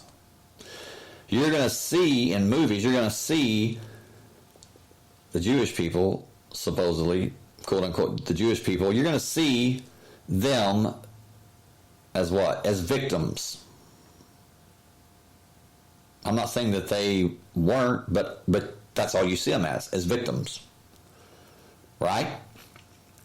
You don't ever see a movie where about 1948, when the quote-unquote Jewish people came in and forced the Palestinians to leave their homeland, and there were like elderly couples, grandma, grandpas, Palestinians that were like stabbed to death on their porch, on their front porch. Or just for the hell of it, they were leaving and they were stabbed anyway. Just to make a statement to everyone else in the surrounding homes, you know, this is what will happen to you if you give us any problems. And by the way, that was, read about Menachem Begin, the prime minister of Israel that is known as the father of terrorism in the Middle East. And he was being interviewed by, I believe it was Barbara Walters or somebody like that, back in the 70s, and they asked him, you know, how does it feel to be known as the father of terrorism in the Middle East? And he smiled and he said, just the Middle East? You see, he took great pride in being the father of terrorism all over the world. Another thing, and I know time is getting to us, but so be it. If those of you that are listening live, if you're tired of listening, you can listen to the replay. But I think I'll stop tonight when I get ready. So I don't expect anybody to. I know it's late, and I apologize, but this is just all coming to me right now. I'm on a roll as far as having things right here in my mind that I've researched, and I'm not gonna stop now. So if I go 2.5, 3 hours, if I go 24 hours, don't hold it against me, okay? I love you guys, and I wouldn't be doing this if I didn't. Because when you think about it, I have nothing from this. You know, I really don't. I don't make any money off this. And what do I have to lose? A lot. A lot. Like friends, family that are, you know, don't question religion, don't question God, and don't say anything about Israel. You know what? If you are going to leave, you know, if you're going to ostracize me, if you're going to kick me out of your life, or you're not going to listen to this show anymore because of that, head on. Hit the door. And that goes for my so-called friends and family also. Because truth is truth, always will be, always has been, and it will never be replaced with a lie. Not with me. You can live a lie. I'm not going to. And I don't care what it costs me. At least I will be living in truth. So, and if you're going to, hightail it because of what I say and what I believe and what I present, then you weren't that much of a friend anyway. So, yeah.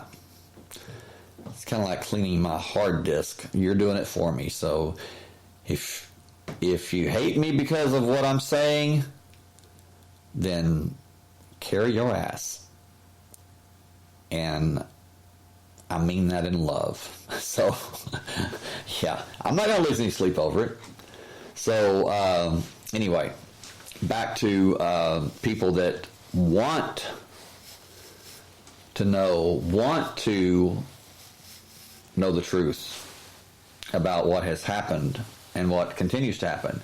And isn't it something that when you are told that joy, peace, and happiness, and success, and blessings beyond measure can all be yours if you will humble yourself. Now get that, if you will humble yourself, and if you will follow the rules and do this or that. Okay, those of you that have never committed a crime or done anything really, really bad, like break any big laws or whatever. Even those of you that have, okay, everyone that follows the rules, the commandments, or you try to, can you honestly tell me, can you honestly say that you are happy, that you are filled with joy, that you are content, and that you are that you're blessed? Now, I'm not saying to say, well, yes, I'm blessed, I'm thankful to be alive. Everybody's thankful to be alive. What I'm asking you is are you living the life that, the victorious life? Or is life really just one huge battle? And if you win one of those battles, or when you win one of those battles, you've lost like 5 or 10 just to win one. Is it like that? Or is it really victorious? And are you really happy and are you empowered? Is what I'm asking. Are you empowered? And if you are, think about how you're empowered. Because there's many people that they can stand up and sing Amazing Grace and they can talk about how they've been blessed and how they've been empowered and this and that. But they're not. How does that happen? There's no better delusion. There's no better way to control someone rather control someone as having them control themselves. There's no better way to deceive someone as having them deceive themselves. There's no better way to lead someone astray, lead someone into believing a lie, than to have them accept their own lies as truth. So, how are you empowered? How has your belief, and I'm not trying to change anybody's belief system. I'm not trying to convert anybody to Christianity. I'm not trying to save the lost. Nope. I'm not. It's not my place. It is my place. I make it my place. This is my show. So, that's why I'm doing this. And I'm not being an asshole. I'm just being truthful. I'm doing this because many people are so deeply embedded, the program is so deeply embedded within them that they're afraid to even ask themselves or to think about certain things. That's how deeply embedded it is. Let me tell you, you have the right to think about anything you want. And there are certain psychological blocks that have been placed there. Trust me. I mean, really. Watch Darren Brown, okay? Darren Brown, the mentalist in the UK. The guy's phenomenal.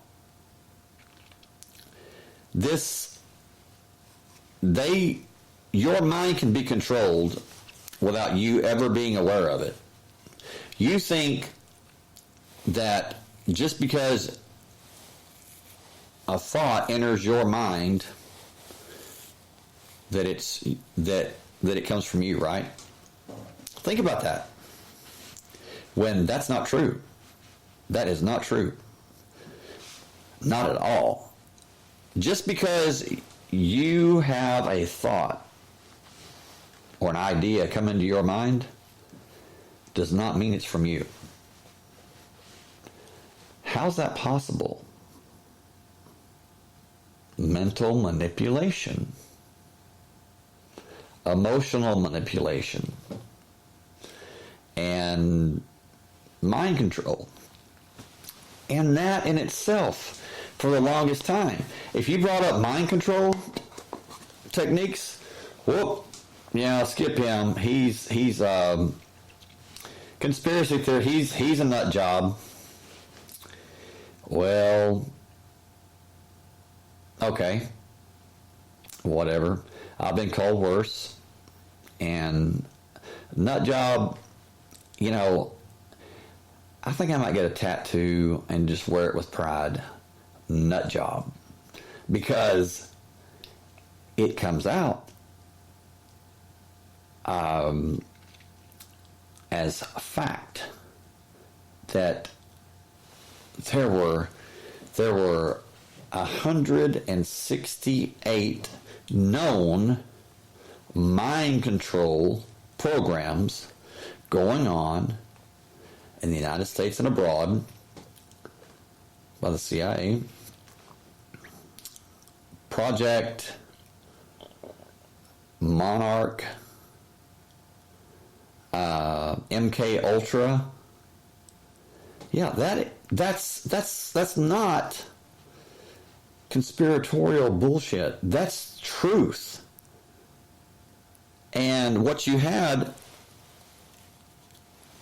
you still have. It's just changed. It's just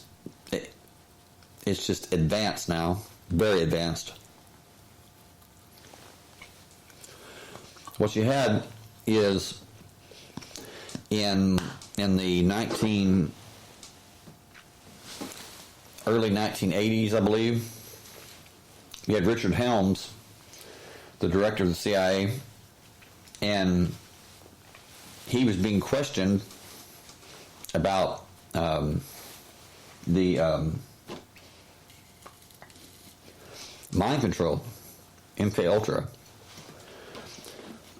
The entire time that he's being questioned, when it was known, when he knew that he was going to have to testify before Congress about the crimes against the American people and the Canadian people as far as Project MK Ultra, he orders that the documentation, the records, be burned. And let me tell you, they were burning thousands and thousands of documents and information and videos and audio and everything. What is left, what we have today, is just a portion of what really went on. And a lot of it will never be known because of that. But what it was is, it's just like J. Edgar Hoover, that was the head of the FBI in what, 1930, the 1930s, and was until I think 76. I mean, the guy was ancient, but he said that that it was that, you know, truth was basically, it was lies that were told enough that it became accepted truth, or it was explained in such a way that it was accepted as truth. And that's powerful. There are many others that, or there's, you know, several others that have said the same thing along those same lines, but you get the gist of what I'm saying. Is you are not going to be told the truth from those in power. You're going to be told lies, or you're going to be told what they want you to believe as truth because it suits their agenda. It gives them power. The last thing they want is for anyone to realize the truth. And when you realize the truth, you become empowered. Matter of fact, with truth, you become even more powerful than they are. And they don't like that at all. Matter of fact, they hate it. There was a dream that I had, a very, very vivid dream. And matter of fact, I'm not even sure it was a dream. You know, people talk about visions. Okay, I'm just going to go out on a limb and be honest with you. This was more like a vision. It was very, very like I was like I had woke up and I was looking at a computer screen that was huge, very, very large, and it was very detailed, and just, I can remember it just like if I was really there. And that's not like dreams. Dreams, you remember, you know, different odds and ends and pieces, and no, this was, I can remember it. Just the reason I'm sharing this with you is so if any of you might have had the same dream or, you know, similar, please contact me and let me know, because there was something very significant, very important about this dream, and there was nothing said. But there was a lot of knowledge, a lot of meaning that was transmitted. Okay, what I mean by that is, I saw this huge screen. It was actually a wall, an entire wall that was like a computer, monitor. And I saw the Earth, or the planet, whatever. And there was land and, everything on it. And then there were these, it was kind of, vague. And then it became very, very clear, and there was one tiny red dot that lit up, like a laser, like a red laser beam, but it was like magnified, like a laser beam on steroids. I mean, it was so bright, but very, very small. As soon as it lit up, there was a swarm of black dots that just swarmed this red dot that suddenly lit up. And when I say swarm, I mean so much so that it just covered the planet, or covered the sphere. It might not have been Earth, but it looked like, NASA pictures that I've seen of Earth, and so yes, I'm gonna say that it was Earth, or it represented Earth. But these black dots that just came out of nowhere, boom! As soon as this red dot lit up, bam! They just swarmed, and it was like a million to this one, and just completely overshadowed it. Now you can still see the red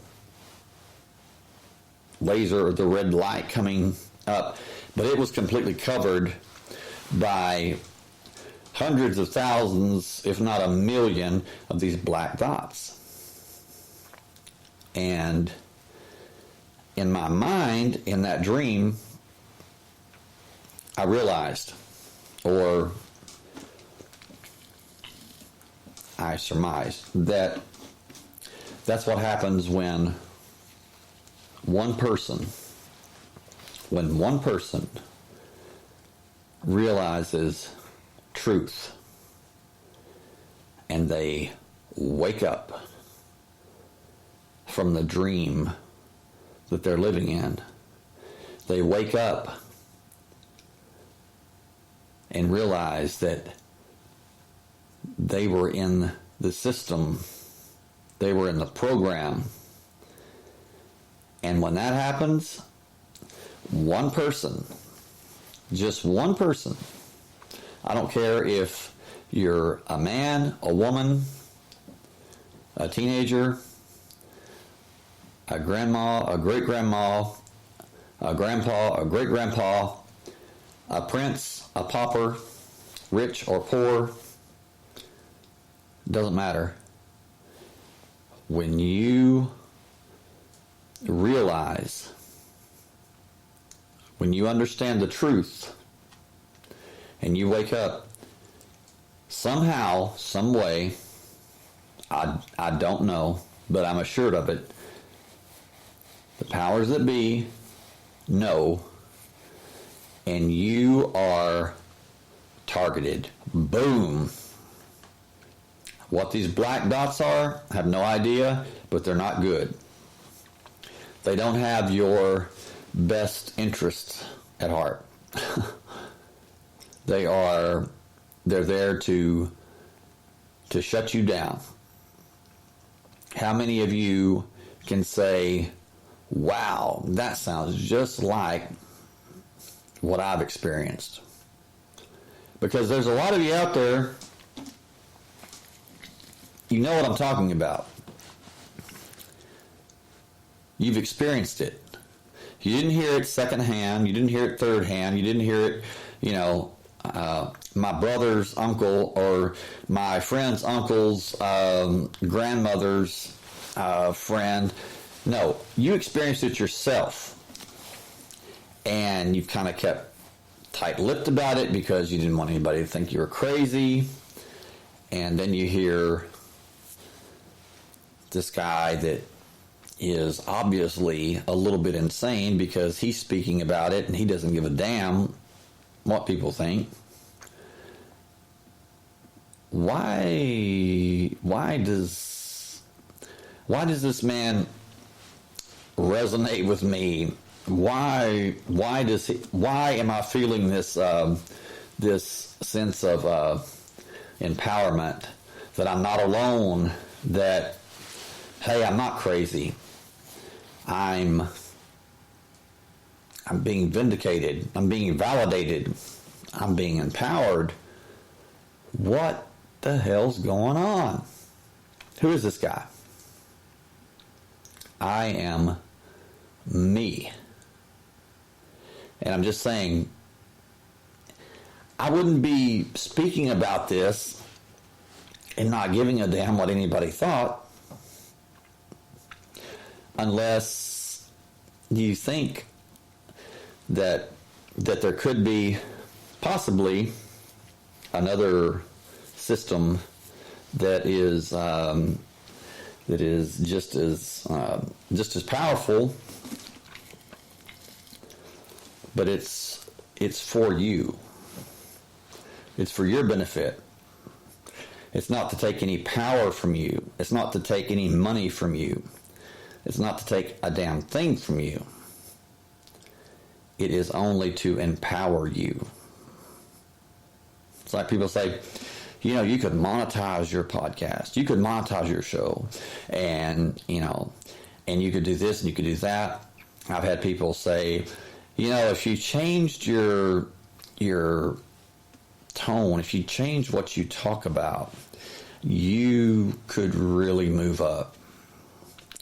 You know what? And I've been contacted. Trust me, I've been contacted, and I've been told that, and I've been offered that. And I'm like, who the hell are you? Do you know me? You can keep your money, you can keep your endorsements and all that. I could care less. What I want to know is, are you interested in truth? Well, some have said just blunt, just plain as day, blatantly, no. Truth doesn't sell. Listen, I'm not here to sell. I'm not here for profit. I'm not here to make friends and influence people. I'm here to present what I believe to be truth. And let people make up their own mind, which is it's vastly different from the system that's running this world. They don't want you to make up your own mind. Matter of fact, like I talked about last night, they don't want you to think. I do. Think about this. Your daily routine. What do you do? Those of you that say, I'm not part of the system, I'm against it. Okay. If you wake up every morning, your alarm clock goes off. You get out of bed, you shower, you dress, what are you doing exactly? Are you thinking about truth, about how you might be being deceived, how you might be a slave, how that there could be possibly a better life. True happiness, not this promised happiness and these promised blessings that never come. No, you're not. You're thinking about, okay, I'm running late, or you're thinking about, oh man, the workday, completely, we're going to be slammed, we're going to be so busy, or just the opposite. It's going to be so boring, it's going to be so slow, and it's just going to seem like forever. So you get in your car, or in Texas, your truck, and you drive to work. And I don't care if it's 1 mile, or it's 50 miles, or 100 miles. When you're driving, what are you doing? Probably listening to the radio. Probably listening to songs, which, that's fine. But what if those songs, or even talk radio, where you have people like Rush Limbaugh, and you have, you did have Glenn Beck, and you have these people that are, yes, we're, I don't even want to mention his name, but God forbid, Alex Jones, that ilk. You have people that are like, I'm against the system, I'm all for truth and everything, What is one thing about every person, every supposed, those that are truth seekers, those that want to expose the darkness, wants to tell you the truth and spread truth with you? What's one thing they have in common? Just asking, just curious. What's one thing that they have in common that very few, if any, that are really big time, and they're really reporting that their heart is really in it, they're 100% to convey the truth to you of what's really going on? What do they all have in common? Well, one thing, the main thing is, they never say a damn thing about Israel. And if they do, it's how great Israel is, and how Israel is the victim of hatred, and they preach against anti-Semitism, and how that they stand with Israel, and blah blah blah. They never speak out against what Israel has done, what Israel is doing, and how Israel is basically running the world. There, I said it. Now, again, I don't hate the Jewish people. I don't hate anyone.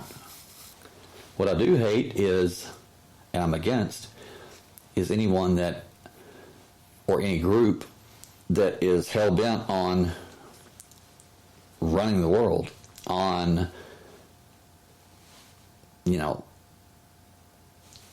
taking over a new world order, setting up their system under the guise of God's chosen people, the victims, and blah, blah, blah. You understand what I'm saying? And it doesn't take a rocket scientist to see that. So what does that mean? It means that Alex Jones, Rush Limbaugh, all these people that are tickling your ears and with supposed truth, they're part of it. They know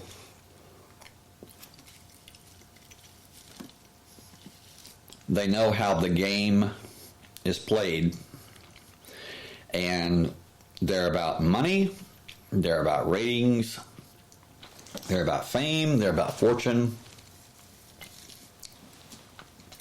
they're about lining their pockets and building their ego. The last thing they want is to lose listeners because they're telling the truth. So, tell me one host of a supposed podcast or radio program or television program or investigative journalist or researcher that speaks truth about Israel and their crimes, what they're doing, what they've done. Just one. You can't. Maybe some independent, small time like me, but certainly not those that are big time.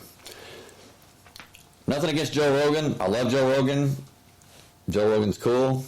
But when's the last time that you ever heard Joe Rogan have as his topic or subject Israeli war crimes or Israeli committed atrocities or, no. You won't. And you haven't and you won't. Because part of the system. Now, I'm not saying Joe Rogan's a bad guy or anyone like him. I'm just saying that they know who signs their checks. Money talks. It's the rule of the land. It is, that's it. Money. Money. And there was a certain individual that was had a show that about going to choose one apprentice, and the trademark quote was, "You're fired." What was the theme song of that show? Money.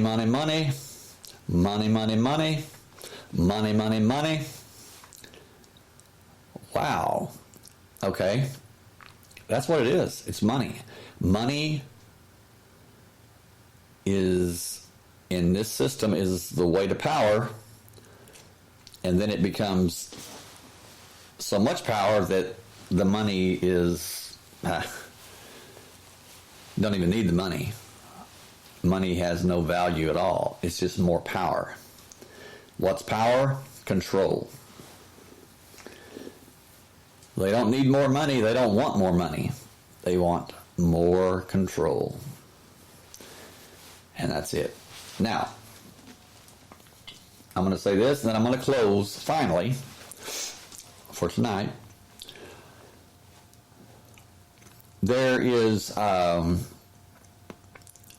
group, a sect, if you will, of Judaism called Chabad Lubavitch, and it was until his death, and I believe it was 1991, 92, Rabbi Schneerson, that many people in Israel believed was the Messiah. They believed that he was the Messiah. he never claimed to be, but they looked at him like he was the Messiah and very well could be the Messiah. Again, he never claimed to be, but they looked at him like he was the Messiah that they've been awaiting. And he was all about the Noahide laws. If you haven't heard about that, please research it. The Noahide laws, and it is laws that basically it enforces worship of the Judaic God. Okay? Not if you choose to believe and follow their God. It's enforced.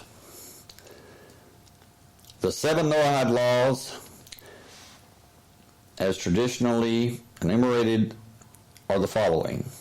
1, do not worship idols. Okay? Now keep in mind, each one of these laws is punishable by Judaic law, aka the Sanhedrin, which is in the Bible, talks about it. 71 men that basically they enforce the Noahide laws. The Sanhedrin are the ones in the Bible that they said, yes, Jesus must be executed. You know. Okay. Do not worship idols. Number 2, do not curse God.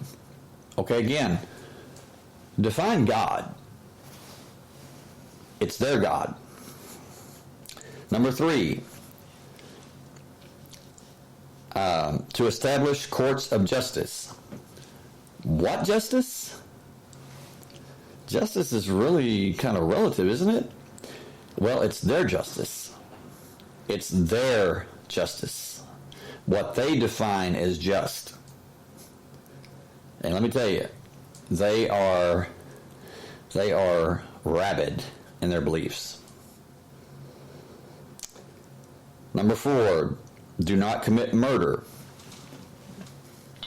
Well, that's pretty self-explanatory. I believe that everyone knows that. Number 5, do not commit adultery or sexual immorality. Again, what is sexual immorality? What's immoral to one person may not be immoral to the next. And really, if a person is committing adultery in a free world, that would be their business, correct? But you see, this is not a free world. These are the laws that will be enforced in the New World Order. Again, not a conspiracy, it's a fact.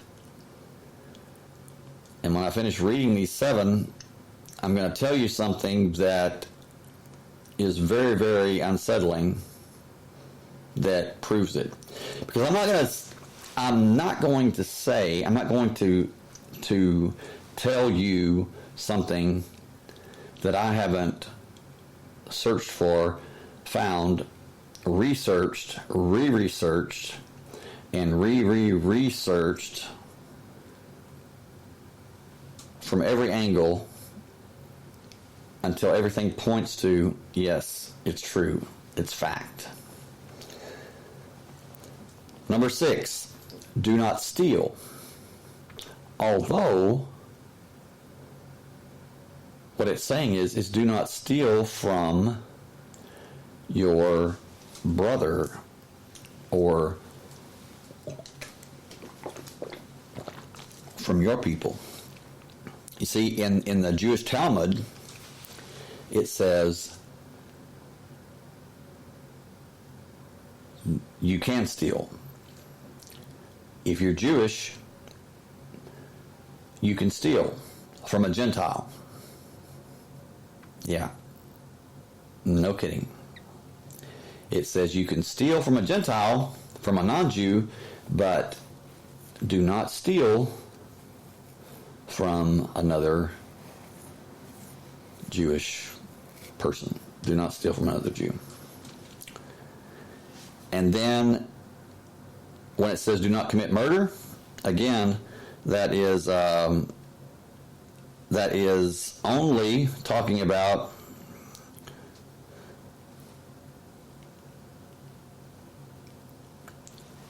that only applies to do not murder another Jew. In the Talmud, if you read it, it says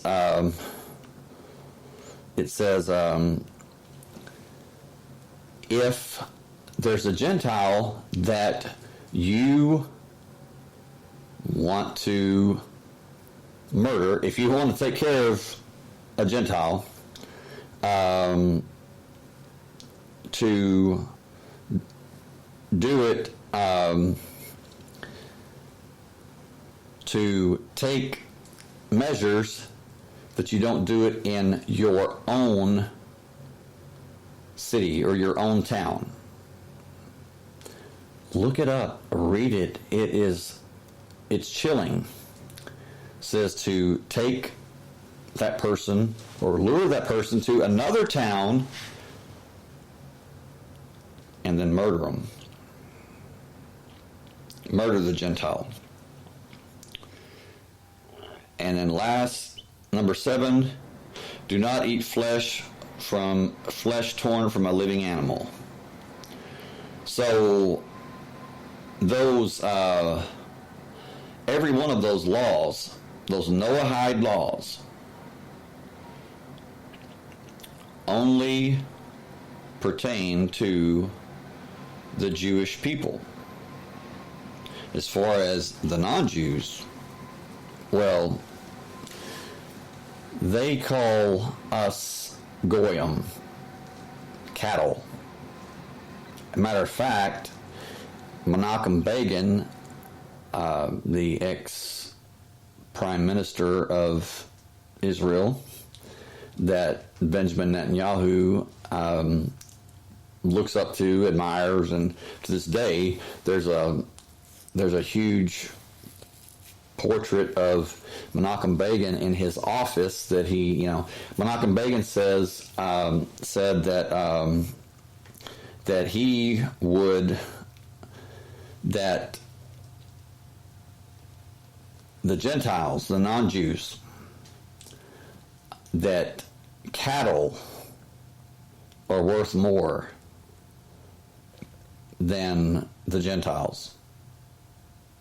That a cow's life is more valuable than the life of a Gentile. And he goes so far as to say that that it would be best if all the Gentiles were dead, executed, wiped off the face of the earth. What does that sound like? What does that sound like? Does that sound like terrorism? Does that sound like a little bit of hatred? Does that sound like insanity? There you have it. And it is absolutely incredible how we have the evangelical Christian ministers, these big time, famous, powerful evangelical Christians that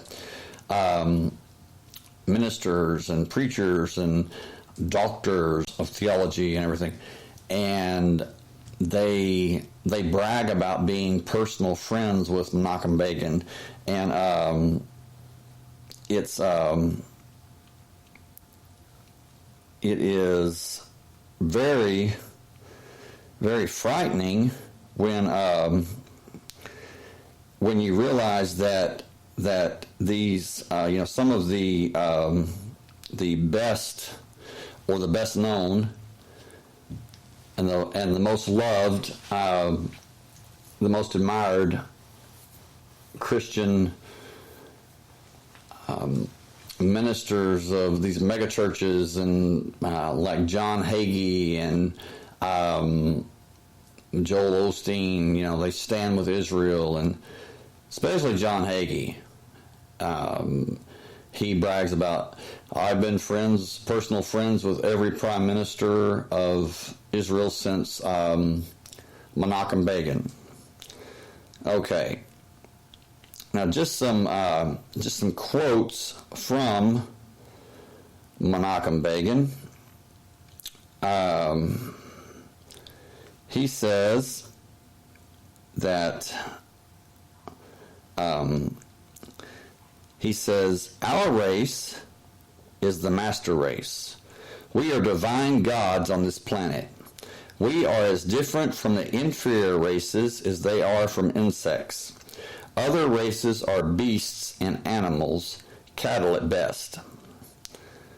Our destiny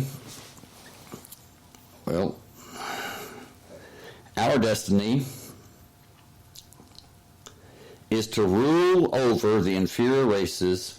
The masses will lick our feet and serve us as our slaves.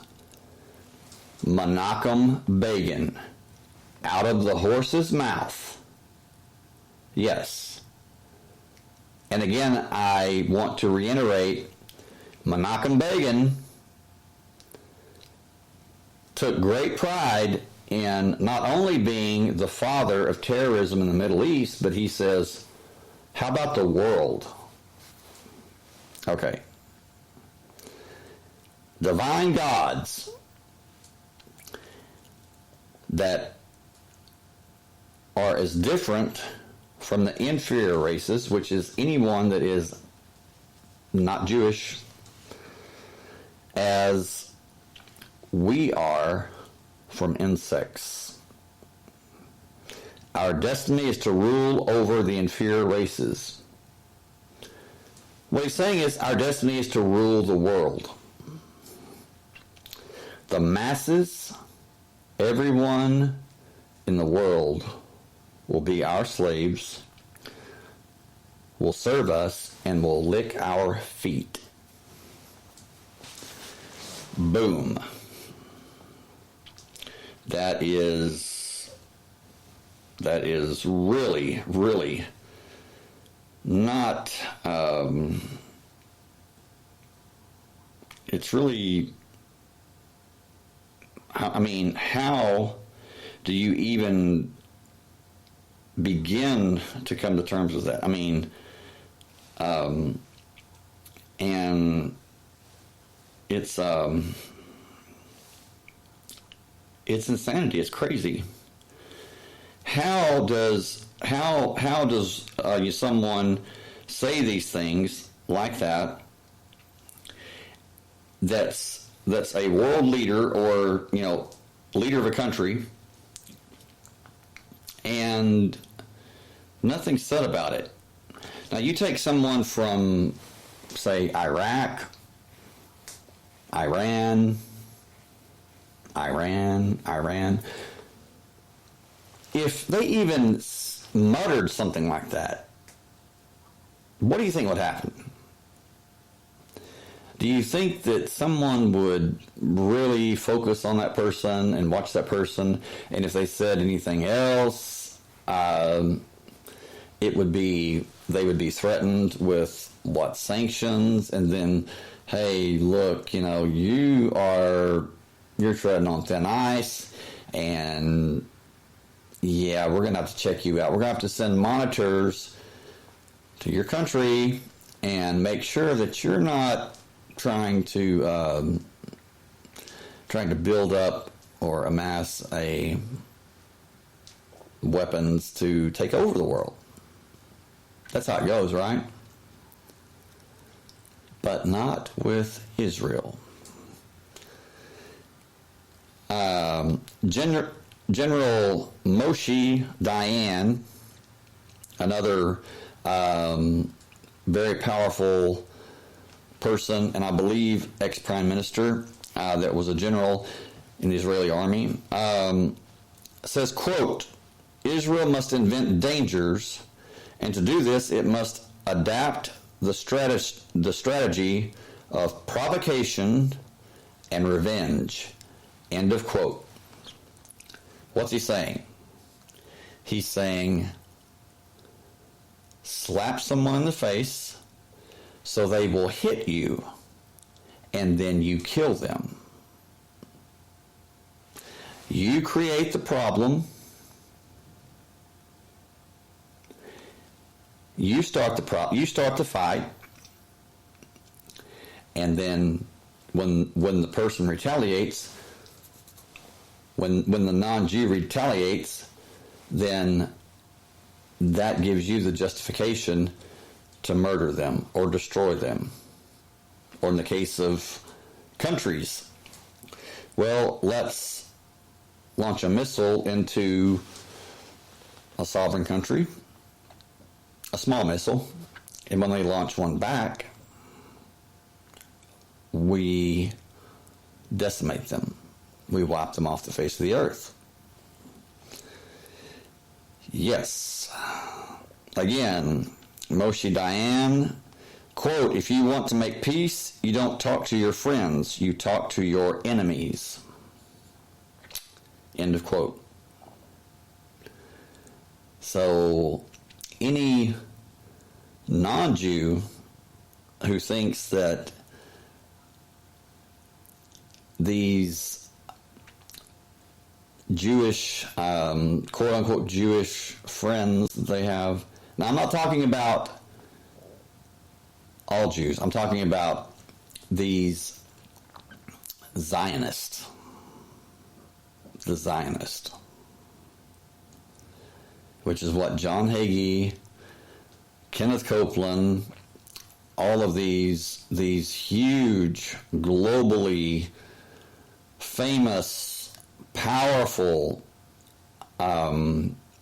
ministers and preachers and televangelists and supposedly God's generals that people listen to. Joel Osteen, people listen to them every week. I mean, sometimes, they worship them. They're God's power is flowing through Joel Osteen. God's power is flowing through John Hagee. God's power is flowing through Kenneth Copeland. One thing. What if it's not God's power flowing through them? Doesn't the Bible say that there will be a grand delusion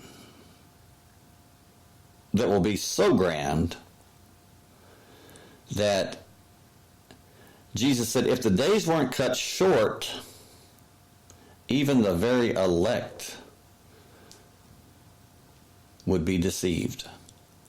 What's he saying?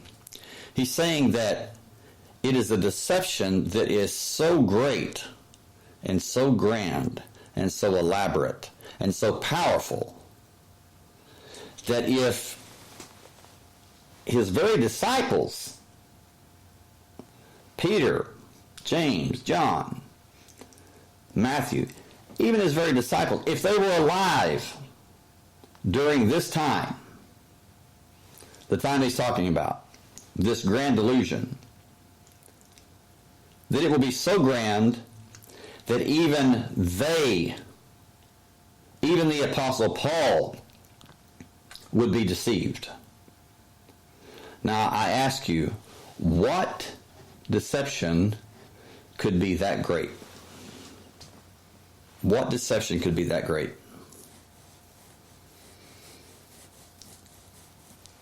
And my belief is that people believe they're serving God, the Almighty God, which God is love. The Bible says that.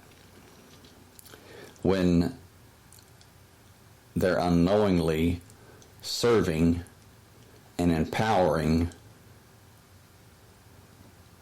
evil and hatred, believing that they're serving God, the God of love.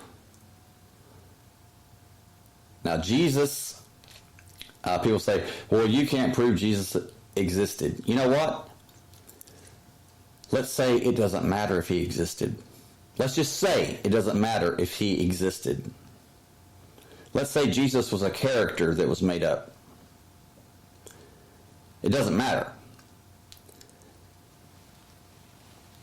His message is what matters. And one day Jesus was teaching the masses. And the Pharisees, the religious leaders of that day, understand, the religious leaders of that day, of organized, man-made religion. Because Jesus told them, he says, you are children of hell. The devil's your father. He says, because you cling to the traditions of men. What's he saying? You cling to man-made religion. The word religion comes from the Latin relegare, to relegate, to rein in, to pull back. How about that? They said, who gave you the authority to teach this teaching, to teach this knowledge? They said, you're not even 50 years old.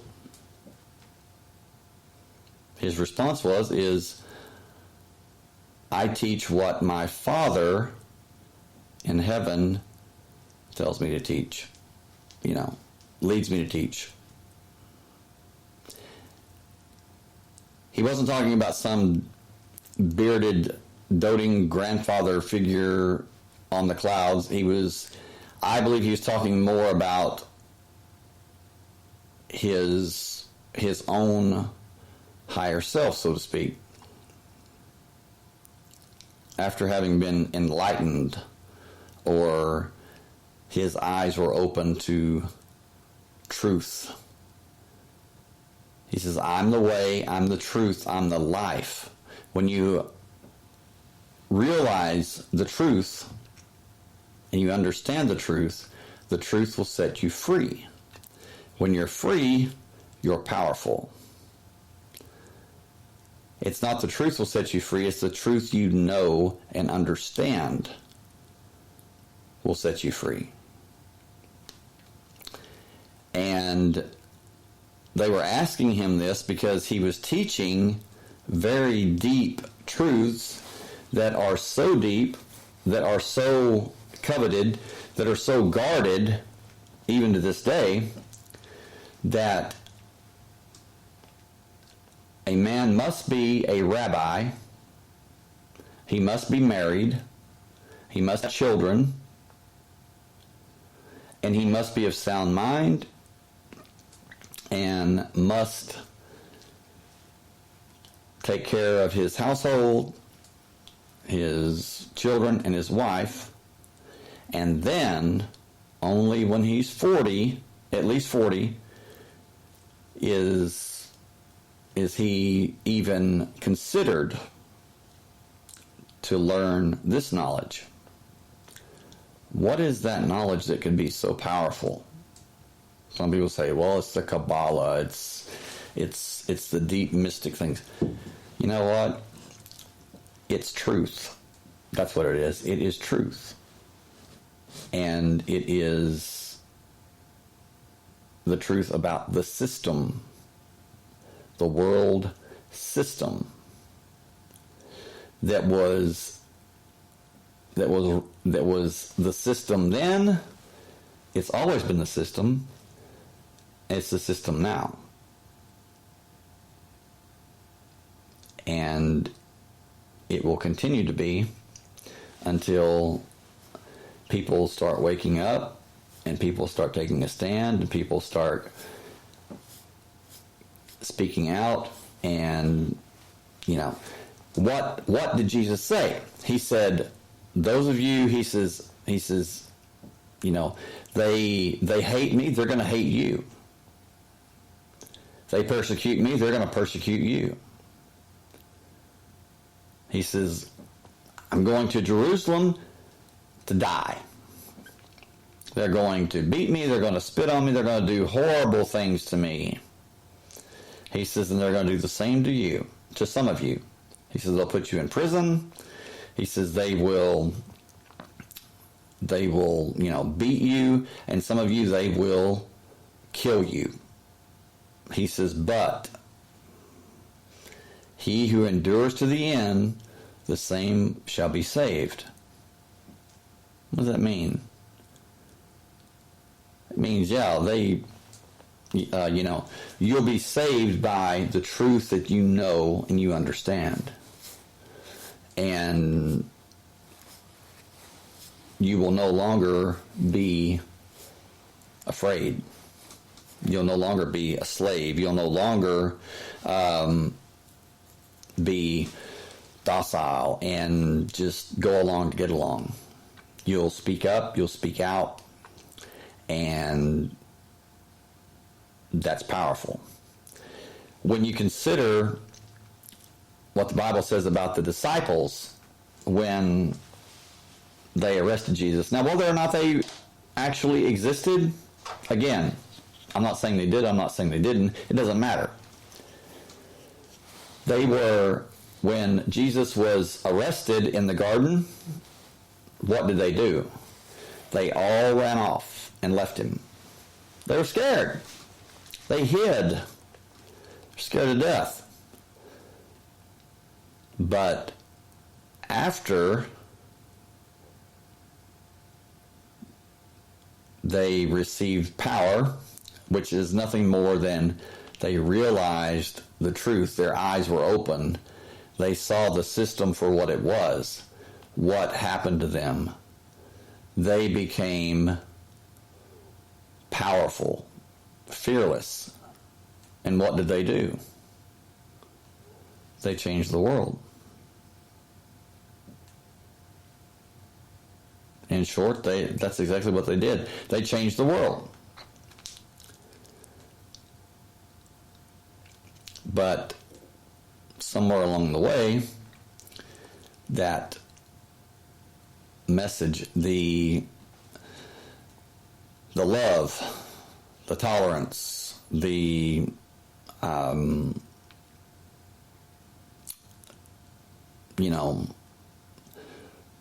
love and acceptance and harmony was hijacked, and it was turned into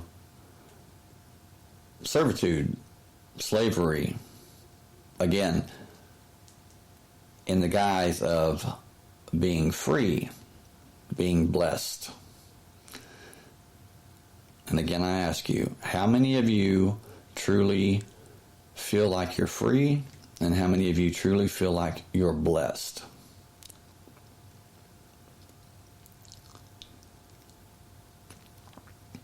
There's so much more, but I have really, really gone on, and I will leave you with this quote, and it is very unsettling, to say the least, but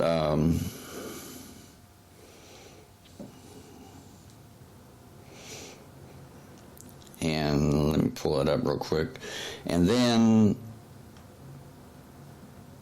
it's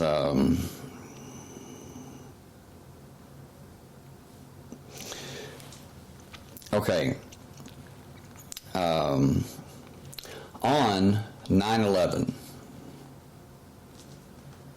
when almost 3,000 people died,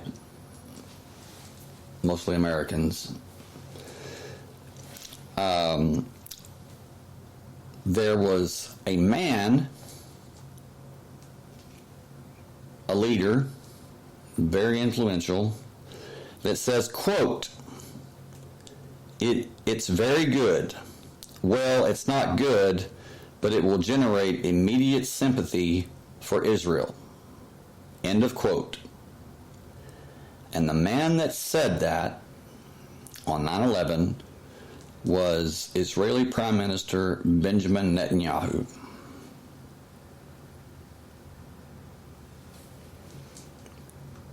I'll read that again. Quote, it's very good. Well, it's not good, but it will generate immediate sympathy for Israel. End of quote, by Benjamin Netanyahu concerning 9/11 and the death of almost 3,000 people, mostly Americans. He goes on to say, quote, when it comes to the question of Jewish survival and the survival of the Jewish state, I will not be silenced ever. End of quote, Benjamin Netanyahu.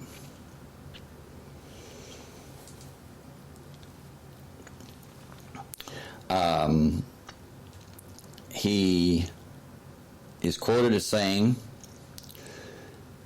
to President Obama in the Oval Office on March 5th, 2012, quote, for Iran, you are the great Satan, we are the little Satan, we are together.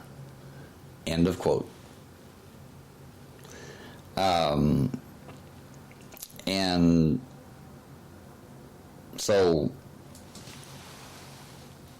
it is incredibly unsettling, and to me it's unacceptable that every senator, congressman, congresswoman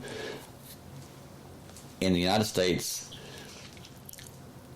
before they're sworn in or shortly after they're sworn in, they must sign an oath of loyalty, not to the United States. They must sign an oath of loyalty to Israel.